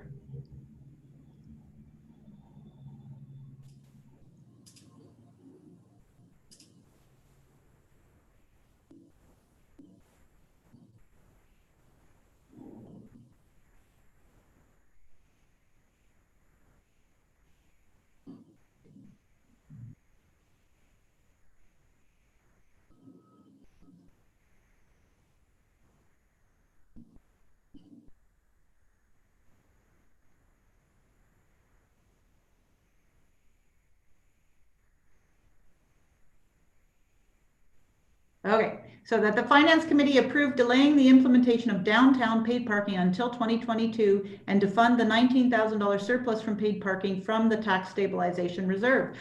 That actually sounds great. Anybody wishing to speak to that motion? Sorry, we do still need council direction to continue to fund fare-free transit. So perhaps that can be a separate motion, but right now, administration's only direction is to fund it with paid parking. So we still do need that second piece. It can stand alone as its own motion though. Okay, let's do that. Ms. Smithers, thank you for that. We'll add that as a separate motion. Maybe you can work on a proposed wording for that while we go to the vote here. So anybody wishing to speak to this motion here at the top? Yes, Councillor Seeley? I'll support this. It comes from, we don't want to deter anyone from shopping downtown at a time like this. And I think this will do that. And it's BIA supported, so I'll support this. Mayor Borman? Just in that context, I will support the motion, of course, but I wouldn't want to suggest that I think paid parking ultimately will deter people from coming downtown. I really don't think that's a reasonable expectation of outcome. All I'm supporting is this specific motion for this year to reduce the stress that's associated for small businesses during COVID year. This would be one last thing to be concerned about in small business. But from the bigger picture, I fully believe that paid parking downtown will continue to allow for healthy, strong visitation numbers in future years. Okay, any other discussion? Councillor McCallum? So I'm actually really torn about this, and I find a bit of comfort knowing that at council this could be changed if evidence points differently. The reason why I'm torn is I do agree that this weighs heavily on the minds of business owners in the downtown core, but I'm not sure if it should. I feel like it has the potential of actually being a red herring. We saw large amounts of visitation this summer, mostly from, not mostly, but as Councillor Mera pointed out, from a lot of day trippers. And a lot of that day trip visitation brought with it a lot of stress on our downtown core. And part of that stress was parking. And so I worry that that we're actually has the potential of putting more stress on our downtown core by not implementing paid parking this summer, that it might have actually an improving effect. And if we're going to get such visitation, that is mostly day trippers that we know is hard on our community, that we know is hard on our day-to-day infrastructure like washrooms and toilets, etc., that it would be great if we could get something out of that. And that something is the revenue from paid parking. So at this point, I'm going to vote in favor of the motion, But I also know that I have some time between now and when the main budget is approved to think about this more.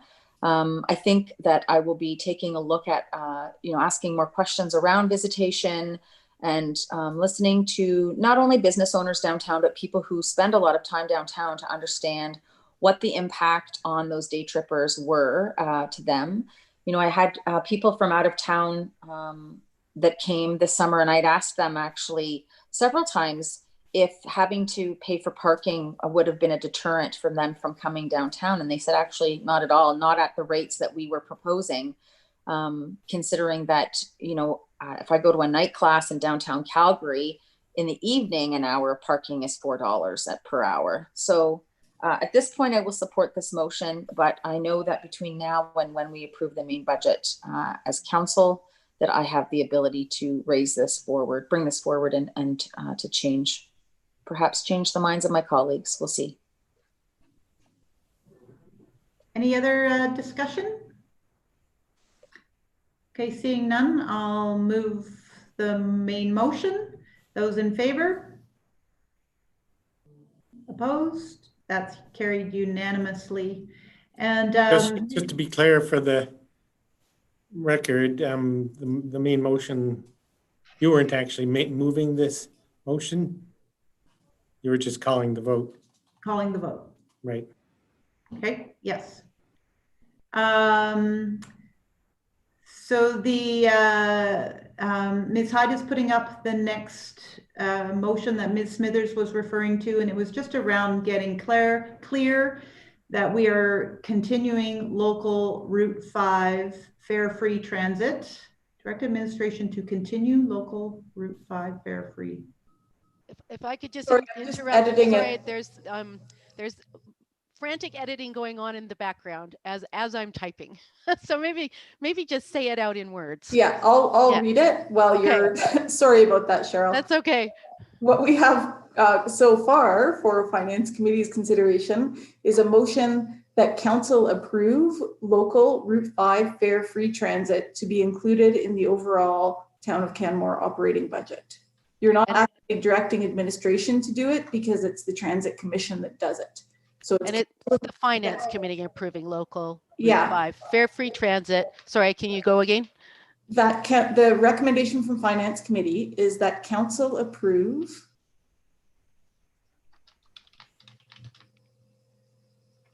local Route 5 fare-free transit to be included in the overall Town of Canmore operating budget.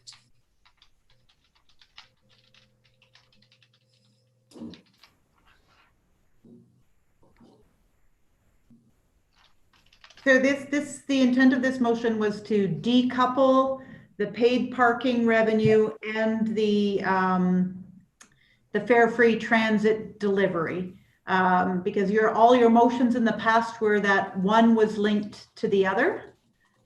This just makes it clear that we are going to provide fare-free transit regardless of having any paid parking revenue.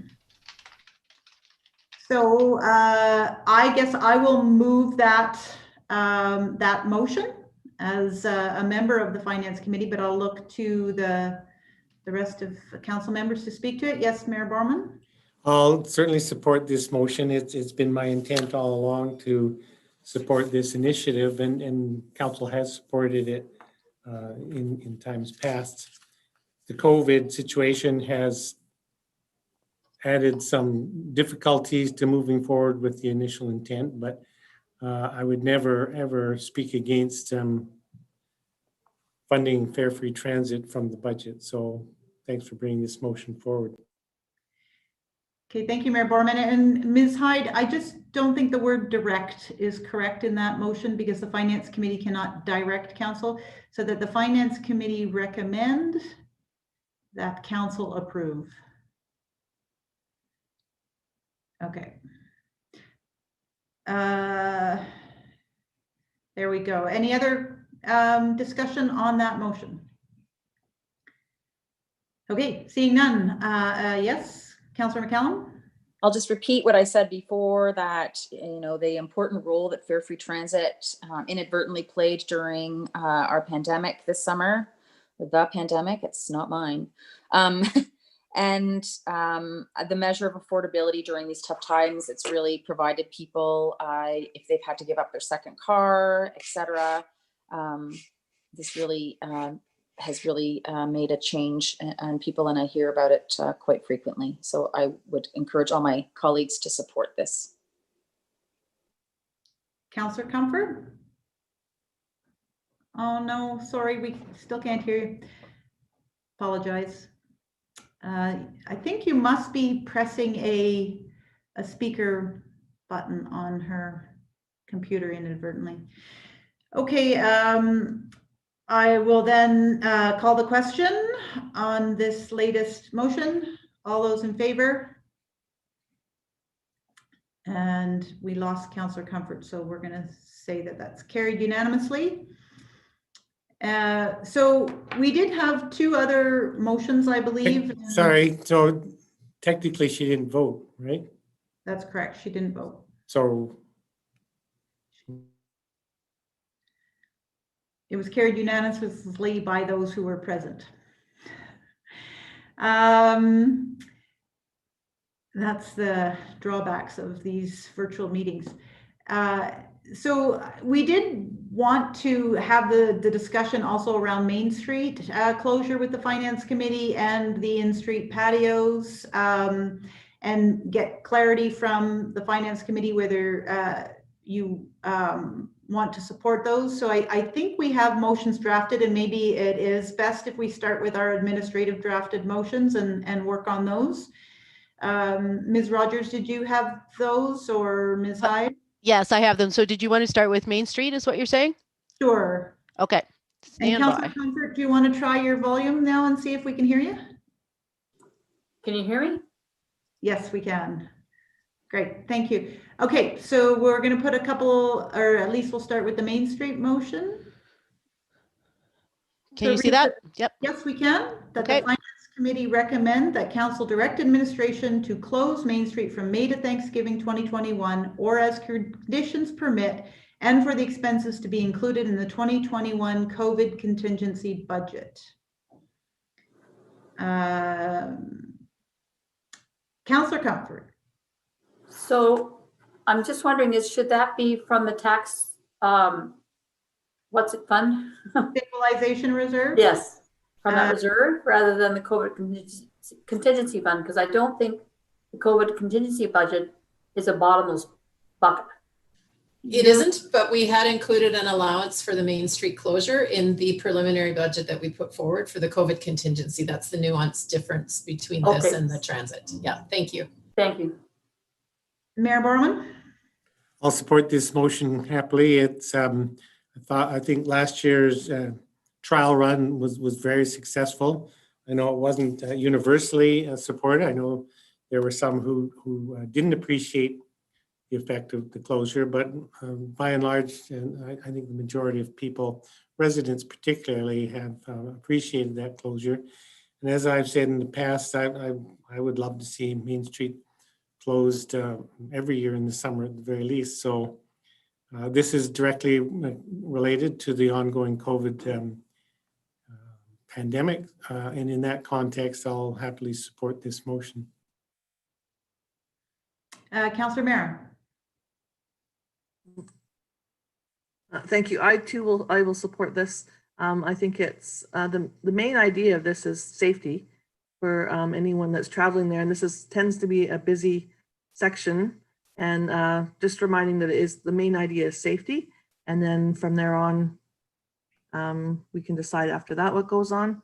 But yes, I will support this. And Councillor McCallum. Yes, I will support this as well. And I appreciate the BIA bringing this forward earlier than we expected so that we could understand their needs in terms of implementing this, as well as admin's needs. I concur with Councillor Mara. The whole purpose of the closure of Main Street last summer was to deal with safety and allowing businesses to open and to be socially distant operations.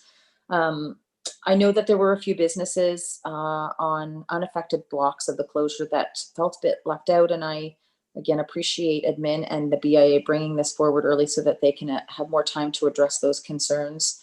I think that this is a prudent move, and I hope that when we consider this beyond 2021, that we are able to consider it not from a public safety perspective, but from sort of rejuvenation rather of our downtown core, if we are to consider doing this in the future. Thank you. Any other discussion on the motion? Okay, seeing none, I'll call the question. Those in favor? And that's carried unanimously. I believe there was another motion administration had drafted regarding the in-street patio fees.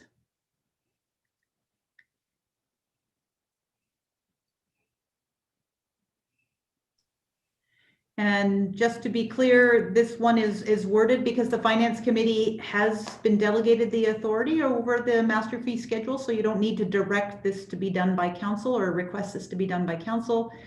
But it's just that the Finance Committee direct administration to waive in-street license of occupation and patio permit fees, I guess it should say, within the Main Street closure area for 2021.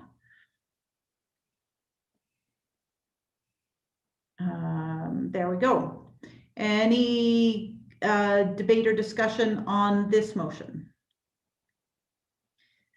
Seeing none, I'll call the question. Those in favor? And that is carried unanimously. Okay, so where do we go from here, Ms. Rogers? Do we have some more presentation material? We do. Yep. So we'll get Ms. Richardson to share her screen again. We have a discussion about Winter Carnival quickly, and a motion for that as well.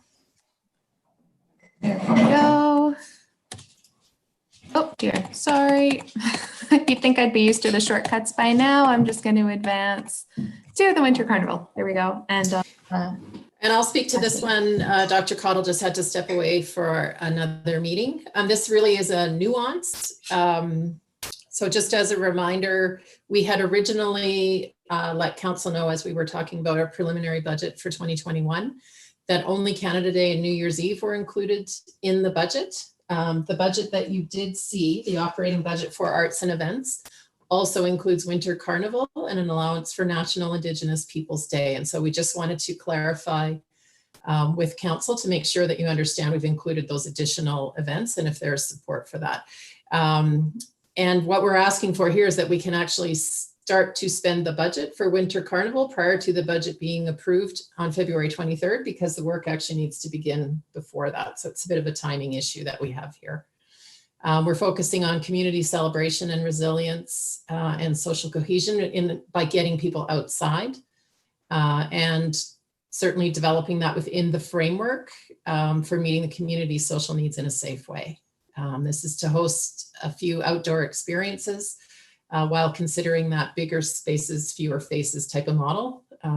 So not traditional Winter Carnival as we've done in the past. So proposed event components include a kickoff of Canmore Homegrown Songwriting Competition, a found object snowman sculpture challenge, and then a Winter Carnival scavenger hunt. So again, quite different from what we've done in the past with a budget of $8,000. And the municipal clerk has a proposed wording for a motion, and I think the group of us can try to answer questions if there are any. Yeah, so let's go to questions first. Are there any questions, Mayor Borman? Before I ask a question, I just want to say the three proposed events just sound like they'd be a lot of fun. I really like those suggestions. Curious about the outdoor experiences and what's in mind when you suggest a bigger spaces, fewer faces model. Structuring these events in a way that limits or controls, I guess, the number of people so as a scavenger hunt, for example, that's sort of individual participation rather than gathering a group of people together. That's that concept, is to find ways for people to engage, without creating crowds. Great. So that the three proposed event components are the only three that are being considered within the context of the outdoor experiences? That's my understanding, yes, with that small budget of 8,000. Right. Okay. Thank you. Councillor Comfort? So this doesn't have to go to council to begin spending and Not planning. if we get the approval from the finance committee in the next, when we make this motion, yeah. Great, thank you. Any other questions regarding the need or desire to proceed with this early? Okay, can we? Okay, so we'll get Ms. Richardson to stop sharing and Ms. Hyde to put that motion up. Stand by.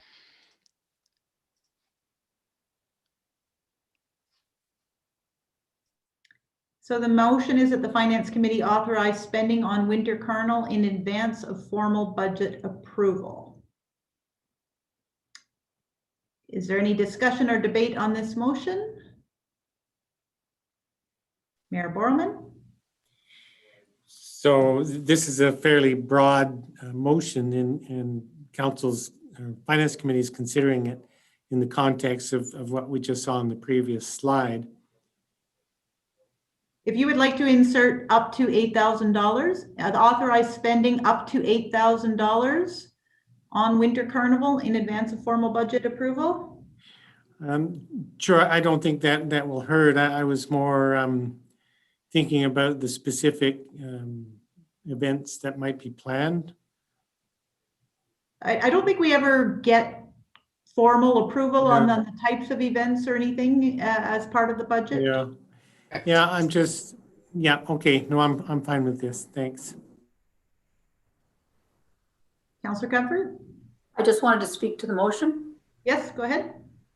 So I think this is, first of all, A&E gets huge bang for the buck out of the dollars that they put into the events that they produce or propose.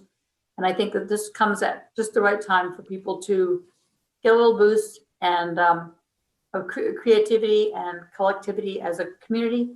And I fully support the motion. Thank you. Councillor Sanford? I too support this motion and the fact that, you know, we have a very short timeline to get these events started. And I'm glad that Arts and Events has thought about what types of activities will be included and that gathering is not going to be encouraged, but to get people engaged is a great idea. And it is winter, so we need to get on with this. Great, thank you. Any other comments or debate or discussion? Okay, seeing none, I will call the question on that motion. All in favor? And that is carried unanimously. Okay, thanks. The next item on the agenda, Ms. DeSoto, is an item that we would like to propose to go in camera to discuss. And Ms. Hyde has the reasoning or wording for that. Mayor Borman. I'm just thinking we've been, call it 2 hours in the meeting, and maybe you could call a very short bio break. Sorry, my desk phone is ringing and it never rings. How does that happen? So what we can do is make the motion to go in camera and then take a 5-minute break and I'll come back. Does that work? Works for me. It works for you? Great. So okay, just from a technical point of view, just to interrupt, we will have to do the breakout room. So do you want to do the breakout room before you leave now so that when you come back, you'll be in the breakout room? okay. Sure. Okay. Okay. But let's make you can go ahead and make the motion and I'll do that in the background, but just don't leave before you've accepted to go in there. Are you going to put the motion up for us, Ms. Hyde? Yep.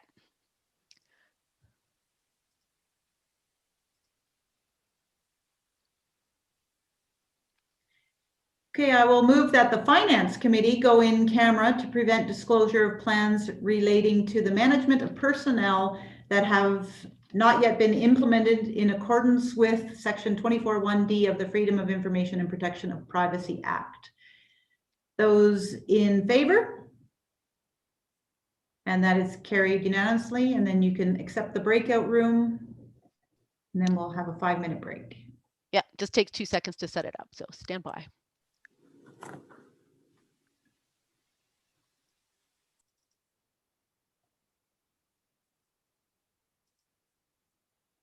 Oops. Oh, sorry, technical difficulty.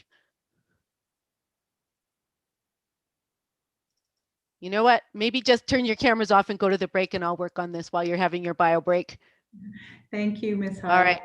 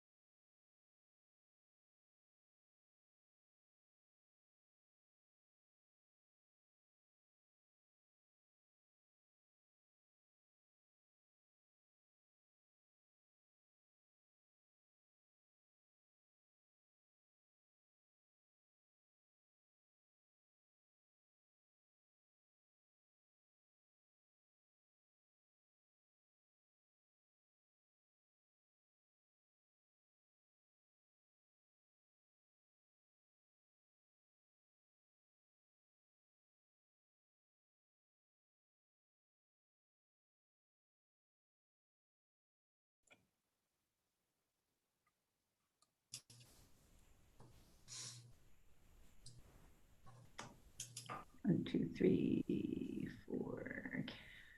Councillor Mara, I see you've got your hand up. You're muted, Councillor Mara. It's okay, Jeff's here. Councillor Hillstead is here now. You made it back. All right, welcome back, Councillor Hillstead.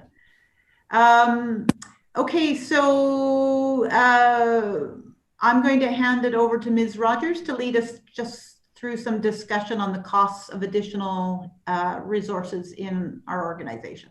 Yes, we had a couple of questions around additional resources, one in bylaw, one in planning. And so we'll just walk you through those costs and then leave it to council for discussion. On the bylaw side, the expense of adding an additional officer is just around the $100,000 mark. And that includes the salary, wages, and benefits, training that is required by the province. It's not an option, uniform, radio, and some safety monitoring. It is slightly offset by revenue that we anticipate from on the ticketing side. So the net cost of the officer is just over $100,000. And then on our next slide, we do reach a tipping point with, if we were to add an officer, we don't actually have enough vehicles for them to all be out in the field. And so this would require then the addition of a vehicle as well. We're estimating about $65,000. We currently have 2 vehicles in bylaw with 5 staff. And so of course, not all the staff work all on the same days, but we have enough days then that there would be 3 in the office that we would require an additional vehicle. Peace officers are required to operate in a fully marked patrol vehicle. They're not able to use any of our other fleet vehicles, which is why we're bringing this forward. And our supervisor does assist as well with enforcement. And so we just have then, we would have 6 staff for 2 vehicles, which just wouldn't work. Yeah, so it's a one-time fleet maintenance cost. As a comparator, Banff has 7 officers and 4 vehicles. So you see there is a correlation between number of officers and number of vehicles. So the total increase for bylaw would be the staffing increase of just over 100, and then the additional vehicle of $65,000. Okay, we'll pause there. And I see Councillor Comfort has a question. I just wondered if e-bikes would be an option for that vehicle for a couple of, because you could have at least 2, maybe 3 e-bikes for that kind of money. They are an option in part of the year, but they would not be effective in the winter season and not for all types of enforcement. So they do have a limited, they allow us to get onto trails and to some of our other areas in that way, but much enforcement requires the vehicle, and they have a computer set up in their vehicle to be able to manage ticketing. So yeah, it's a great suggestion. It just wouldn't offset the need here. Thank you. Okay, were there any other questions regarding the cost of adding an additional bylaw officer? And then just to be clear, this would be a net new officer. If anyone on the Finance Committee wanted to propose a motion to add one, these would be the costs. Okay, I think we had some costs on a planning position as well. Ms. Smithers. Sorry, the sun is coming into my windows, so I'm in the shadows, and or I'm blinded and I can't see my screen. Anyways, so there was some conversation at when we presented the operating budget, acknowledging the loss of 2 contract positions in planning, and there was an interest in having some discussion on that today. So what I have done is gone back to my planning manager and discussed the impacts that they're going to be feeling because of the loss of those 2 contract positions, and what might help address some of the most emergent bottlenecks that they will be experiencing. Those bottlenecks would relate to being able to support intake and processing of planning inquiries, supporting enforcement work, enforcing land use bylaw complaints and infractions, including trigger storms, and then also supporting application processing. So one position to address those functions would cost approximately $80,000 a year. And again, that would be a net new resource, but it would offset some of the most pressing bottlenecks that they're experiencing in planning right now. Are there any questions on the cost of a new planning resource, or what that resource would be able to undertake? Okay, so those were the two position areas that the Finance Committee had inquiries on as to the cost for resources. We can open that up to discussion, or if anybody wanted to move a motion on that. Mayor Borman? It's important to note prior to that any approvals at this level, Finance Committee, would then go to council to consider. And all members of the Finance Committee recognize that if either or both of these possible positions are approved, there's a net impact to the budget, which council or Finance Committee would have to either accept the increased tax impact or find efficiencies in other parts of the budget to maintain the net effect that we've seen in the draft budget. Correct, yes. And then the motion could be worded that the Finance Committee direct administration to include this position in the budget for presentation to council for approval. So what we would do is when we brought the budget to council for approval, it should a motion be made, we would include this position. But if unless the Finance Committee gives us direction as to where to find other savings or how to fund, it would ultimately increase the tax requisition amount. Councillor Mara? I just, for clarification, this is a permanent full-time position, correct? Should it be moved and supported? Yeah. Yes. Yeah, It the would idea would be, it wouldn't be term any longer. It would be a permanent full-time position. Okay, that's just clarification. Thank you. Mayor Borman? Just keeping an eye on the clock and I will have to leave shortly. So if it suits everybody's purpose, I'll put one motion forward at this time. And again, I hate writing. I have motions something over. started. Sorry, Mayor Borman, I have That'd something be great. started. If you want me to share my screen, then you can edit it. That would be great. Thank you. Okay, stand by.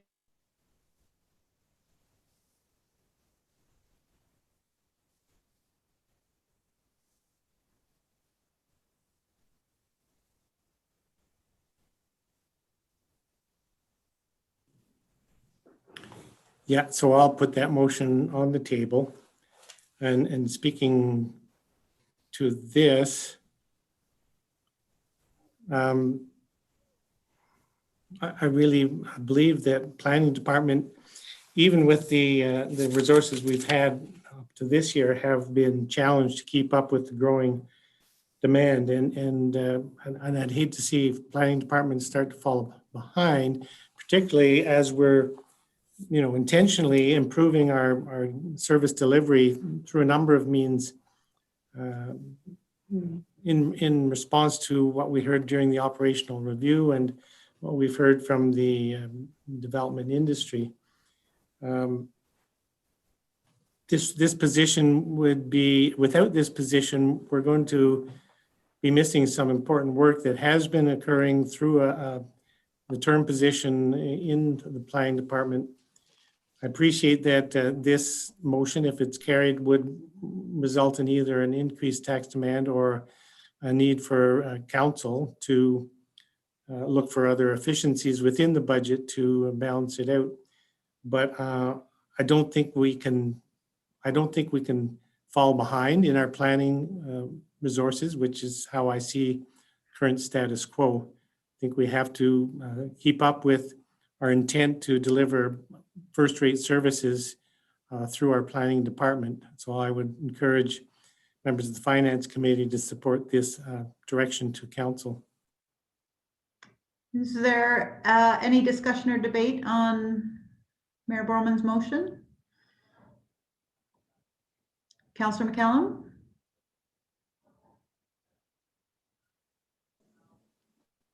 Thank you. So I agree with everything that Mayor Borman has to say. I'm just really trying to reconcile myself with how we could add this position on top of the tax increase that we're already requesting, which is, in my time on council, an unprecedented number. But we are also in unprecedented times. I think I what I do understand, and especially in terms of enforcement on certain land use bylaw matters, is that this position would deal with that, and that if we fall behind on those particular items, it's actually going to cost us a heck of a lot more down the road otherwise. So at this point, I will support this motion. I feel like I'm being torn in two directions, but I felt like the whole budget's been that way, quite frankly. We know that an increase on one hand will help us in other ways, but we also know that it's a net increase in taxation. And so that is where I'm trying to reconcile in my mind. Understanding that this can be addressed when council addresses this item, I will support this, but yeah, I just want it to be known that I am torn. Councillor Sanford. Thank you, Mr. Soto. I too will support this addition to the budget. I think the last number we got was 7.8%. And I think we have to be realistic about how much demand there will be coming up in this year where we're still COVID impacted. And I think we saw a lot of demand last year on the planning department for their resources, because there are so many people at home right now who have time to do these projects and will bring forward things to the planning department for consideration. And, you know, if people have to wait a long time for things, that holds processes up too. So if the planning department could be given some more resources to move things along more quickly, that would be helpful. And also the enforcement work that they've done on short-term rentals has been useful in the past. And I think we should consider that and keep that going. So I will support this position. Thank you. Is there any other discussion on this item? Okay, seeing none, I will call the question on Mayor Borman's motion. Those in favor? Okay, that's carried then unanimously. I would look to Mayor Borman. I believe you have to leave in the next few minutes. Yeah, I'd like to finish this one item. So Okay. I'm pretty much set up and ready to go for the presentation at noon. Okay, was there, I'm just wondering if we need to spend some time now to discuss options for a final meeting. Is there still much, Ms. Rogers, to go through, or? Yes, there is. Yeah, we would need some additional time. Yeah. Okay. I would just look, is there any further discussion on the bylaw position, or anyone from the Finance Committee wishing to move a bylaw position? Yes, Councillor Comfort? I'm not moving it, but this will still come to council as for the approval of the operating budget, will it not? So what will happen is we will bring you the operating budget as approved by the Finance Committee, and we'll show you all the changes you made. So you always have the ability to undo some of those changes, but ultimately, once it comes to council, will be the only motion that you'll see is to approve the budget as the Finance Committee directed. Okay, and then at that time, we can ask admin, Chelsea and her staff and Whitney and so forth, are there places where we can remove things to recover, to reduce I know we've gone through that process in the past, to lower the budget by X number of percent or whatever. You certainly can. I mean, that's really work that the Finance Committee should be doing, and we will set up another meeting. So between now and the next meeting, I would say if council wants, or the Finance Committee wants to find savings elsewhere, we would look to you to be identifying where you'd like to see those savings, or asking us to do that. Yeah. Okay, thank you. Mayor Borman? If everybody's agreeable, I'll put another motion on the table at this time regarding the bylaw. All right, I have something started for that too. I don't have any numbers in it though, so stand by. Thank you.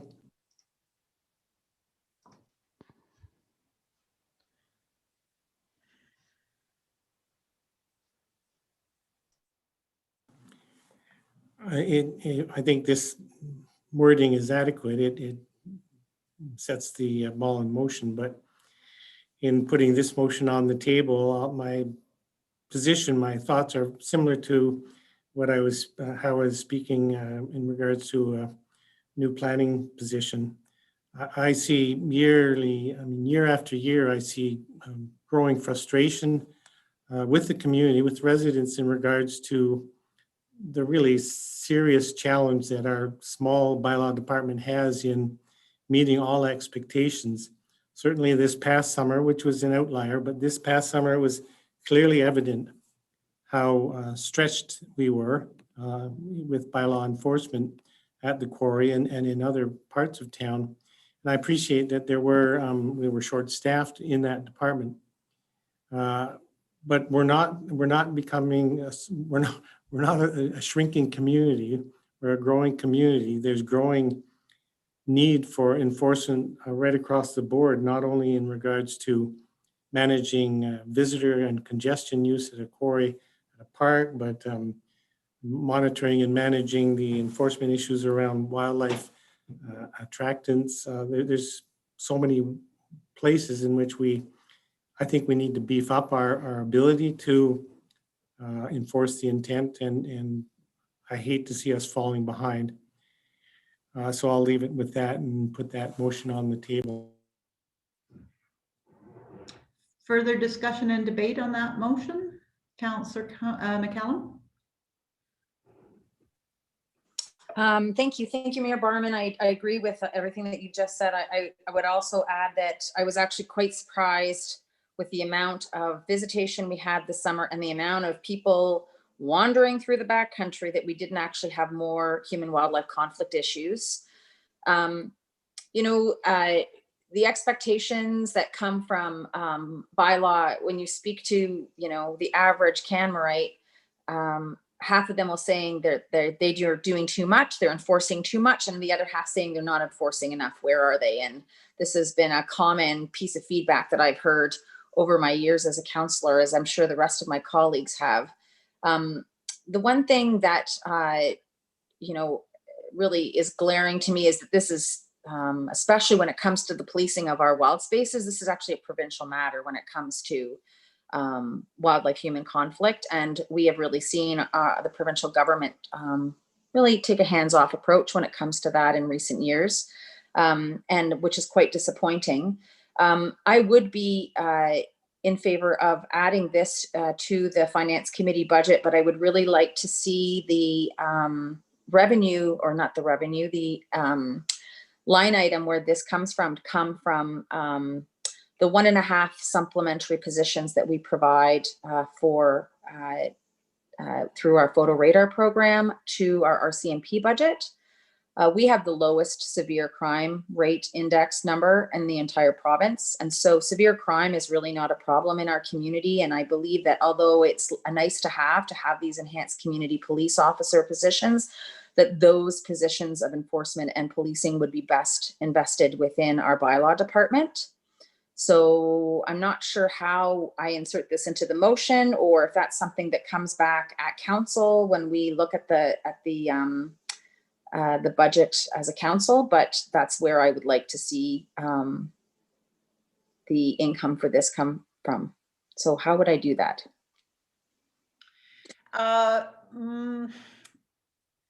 So I do think this is Finance Committee discussion, but what maybe there would be a supplemental motion to direct administration to bring back considerations for how this could be funded through photo radar revenues at a next Finance Committee meeting. And then we would have to take a look at what that could mean, both for RCMP support and the photo radar reserve. So why don't we vote on this motion, and then we can put up a supplemental motion, Councillor McCallum, to direct administration on that. Okay. Excellent. Thank you. Any other discussion or debate on this item? I'm seeing none, so I will move that last motion that was just on the screen around adding a bylaw officer. Those in favor? And that again is carried unanimously. Mayor Bowman? Just for the record, I put the motion on the table. You just called the question. And I'm going to leave now. I'm sorry, but I really need to get ready for this next part of my life today. But anything that should transpire in the remaining portion of this Finance Committee meeting, I know I'll have an opportunity to speak to it when it gets to council. So with that, I will bow out. Okay, so Councillor McCallum, the motion that I think I heard you say is that the Finance Committee direct administration to bring back options for consideration of using the photo radar reserve to fund the new bylaw position. Is that generally what you were thinking? Is everybody clear on that motion? Councillor McCallum, you're muted so I can hear you. Yeah, of course. You know my intent. I've explained it clearly several times. So yeah, whatever you think is best. I can show this on the screen. Sure. Ms. Rogers, did you have Just a comment? wanted to flag, we also need to add a capital project for the vehicle. Yeah, so I think not that really encompassed in the, I don't think we captured that in the wording okay of the original bylaw. We can add that motion as well. So this one is Councillor McCallum's. Councillor McCallum moved that Finance Committee direct administration to bring back options for consideration of using the photo radar reserve to fund the new bylaw position. Just one position, just to be clear. And so is there any discussion or debate on that item? Councillor Mara? I just want to say I fully support and thank Councillor McCallum for bringing this forward. I know that we were directed, or not directed, but it was suggested that if we were adding something to the budget, that we should be also considering where we can remove or fund such things. So I appreciate and thank Councillor McCallum for bringing this forward, and I will support it. Thank you. Any other discussion or debate? Yes, Councillor Comfort? Just wondered, does this mean that the 1.5 positions in the RCMP would then not be funded or would be funded from somewhere else? I think we need to bring you back options for that. So yeah, we don't know what that looks like yet. We'll have to bring that back to you. Thank you. Ms. Cottle, did you have something to add there? I apologize, Council. I had to leave this meeting to attend another one and I'm just back. So I'm not sure what was covered, but I do want to be clear. We can't not fund the 0.5 position. That's already a funding decision from the photo radar. What we could add as a change to the 1 position, but not the 1. The 0.5 has been funded. It is not an enhanced service. It was just a funding decision. So anyway, we can bring more back on that, but for clarity, I think just so council knows what to expect, we'd be talking about 1 position. Thank you. Any other debate or yes, Councillor Sanford? Thank you. Could I just also ask the wording to be changed from fund the new bylaw to fund 1 new bylaw position? Just because that's what we're talking about, right? Yeah, I think that's a friendly amendment. Yes, thank you. And I will support this as well. Okay. Any other discussion? Seeing none, I will call the question on Councillor McCallum's motion. Those in favor? And that's carried unanimously as well. And then Ms. Rogers, is there a suggested motion for adding the capital project? I'll need Ms. Hyde to word that on the fly unless Mr. Irwin has something prepared, but we essentially need to add a new capital project. Okay, so that I'll move that the Finance Committee direct administration to add a new capital project for a new bylaw vehicle in the 2021 capital budget. Does that work for you? Yep. Mr. Irwin, I guess, do you need I'm just thinking, do we want funding with that? It could be general capital or. What's easiest for you? It's really not asset replacement. So I guess asset general capital would be the logical place, I think. Okay. funded from the general capital reserve then. Speaking to that, Councillor Comfort, did you have you? Yeah, that was what I was going to say, is where is the money going to come from? And Mr. Irwin, again, jumped in ahead. That was good. Thank you. Is there any other debate or discussion on that item? It's related directly to the one position you've already directed us to insert into the budget. Okay, yes, Councillor Comfort. I just wanted to make it clear what we've just said sounds like the new officer is going to get his own vehicle, but that's not what's going to happen, right? That's correct. There'll be a new bylaw vehicle added to the fleet of bylaw vehicles available for all officers. Okay, I don't know if you want to put that into that motion, but if it's I think we decoupled them, just that we need okay. a new capital project approved for a vehicle. Okay, so Would you like to see the motion, or are you okay? Sure, if you've got it there, Cheryl, just might as well.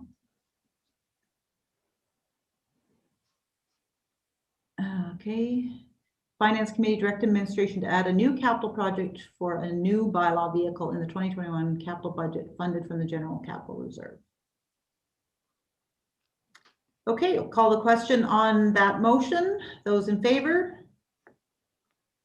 And that is carried unanimously.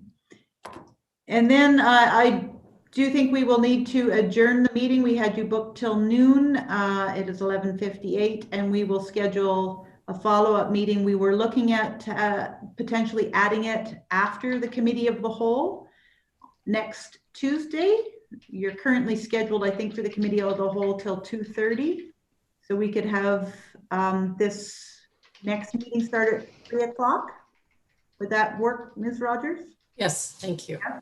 Yeah, and in your calendars, you are holding 1 till 5 on Tuesday, so that time is already reserved in your calendar. So if we add another meeting from 3 till 5 for next Tuesday, that'll be a long day for you, but if we need to continue after that, we can add another meeting the following week as well. Okay, so I will move that the Finance Committee be adjourned. Those in favor? And that is carried.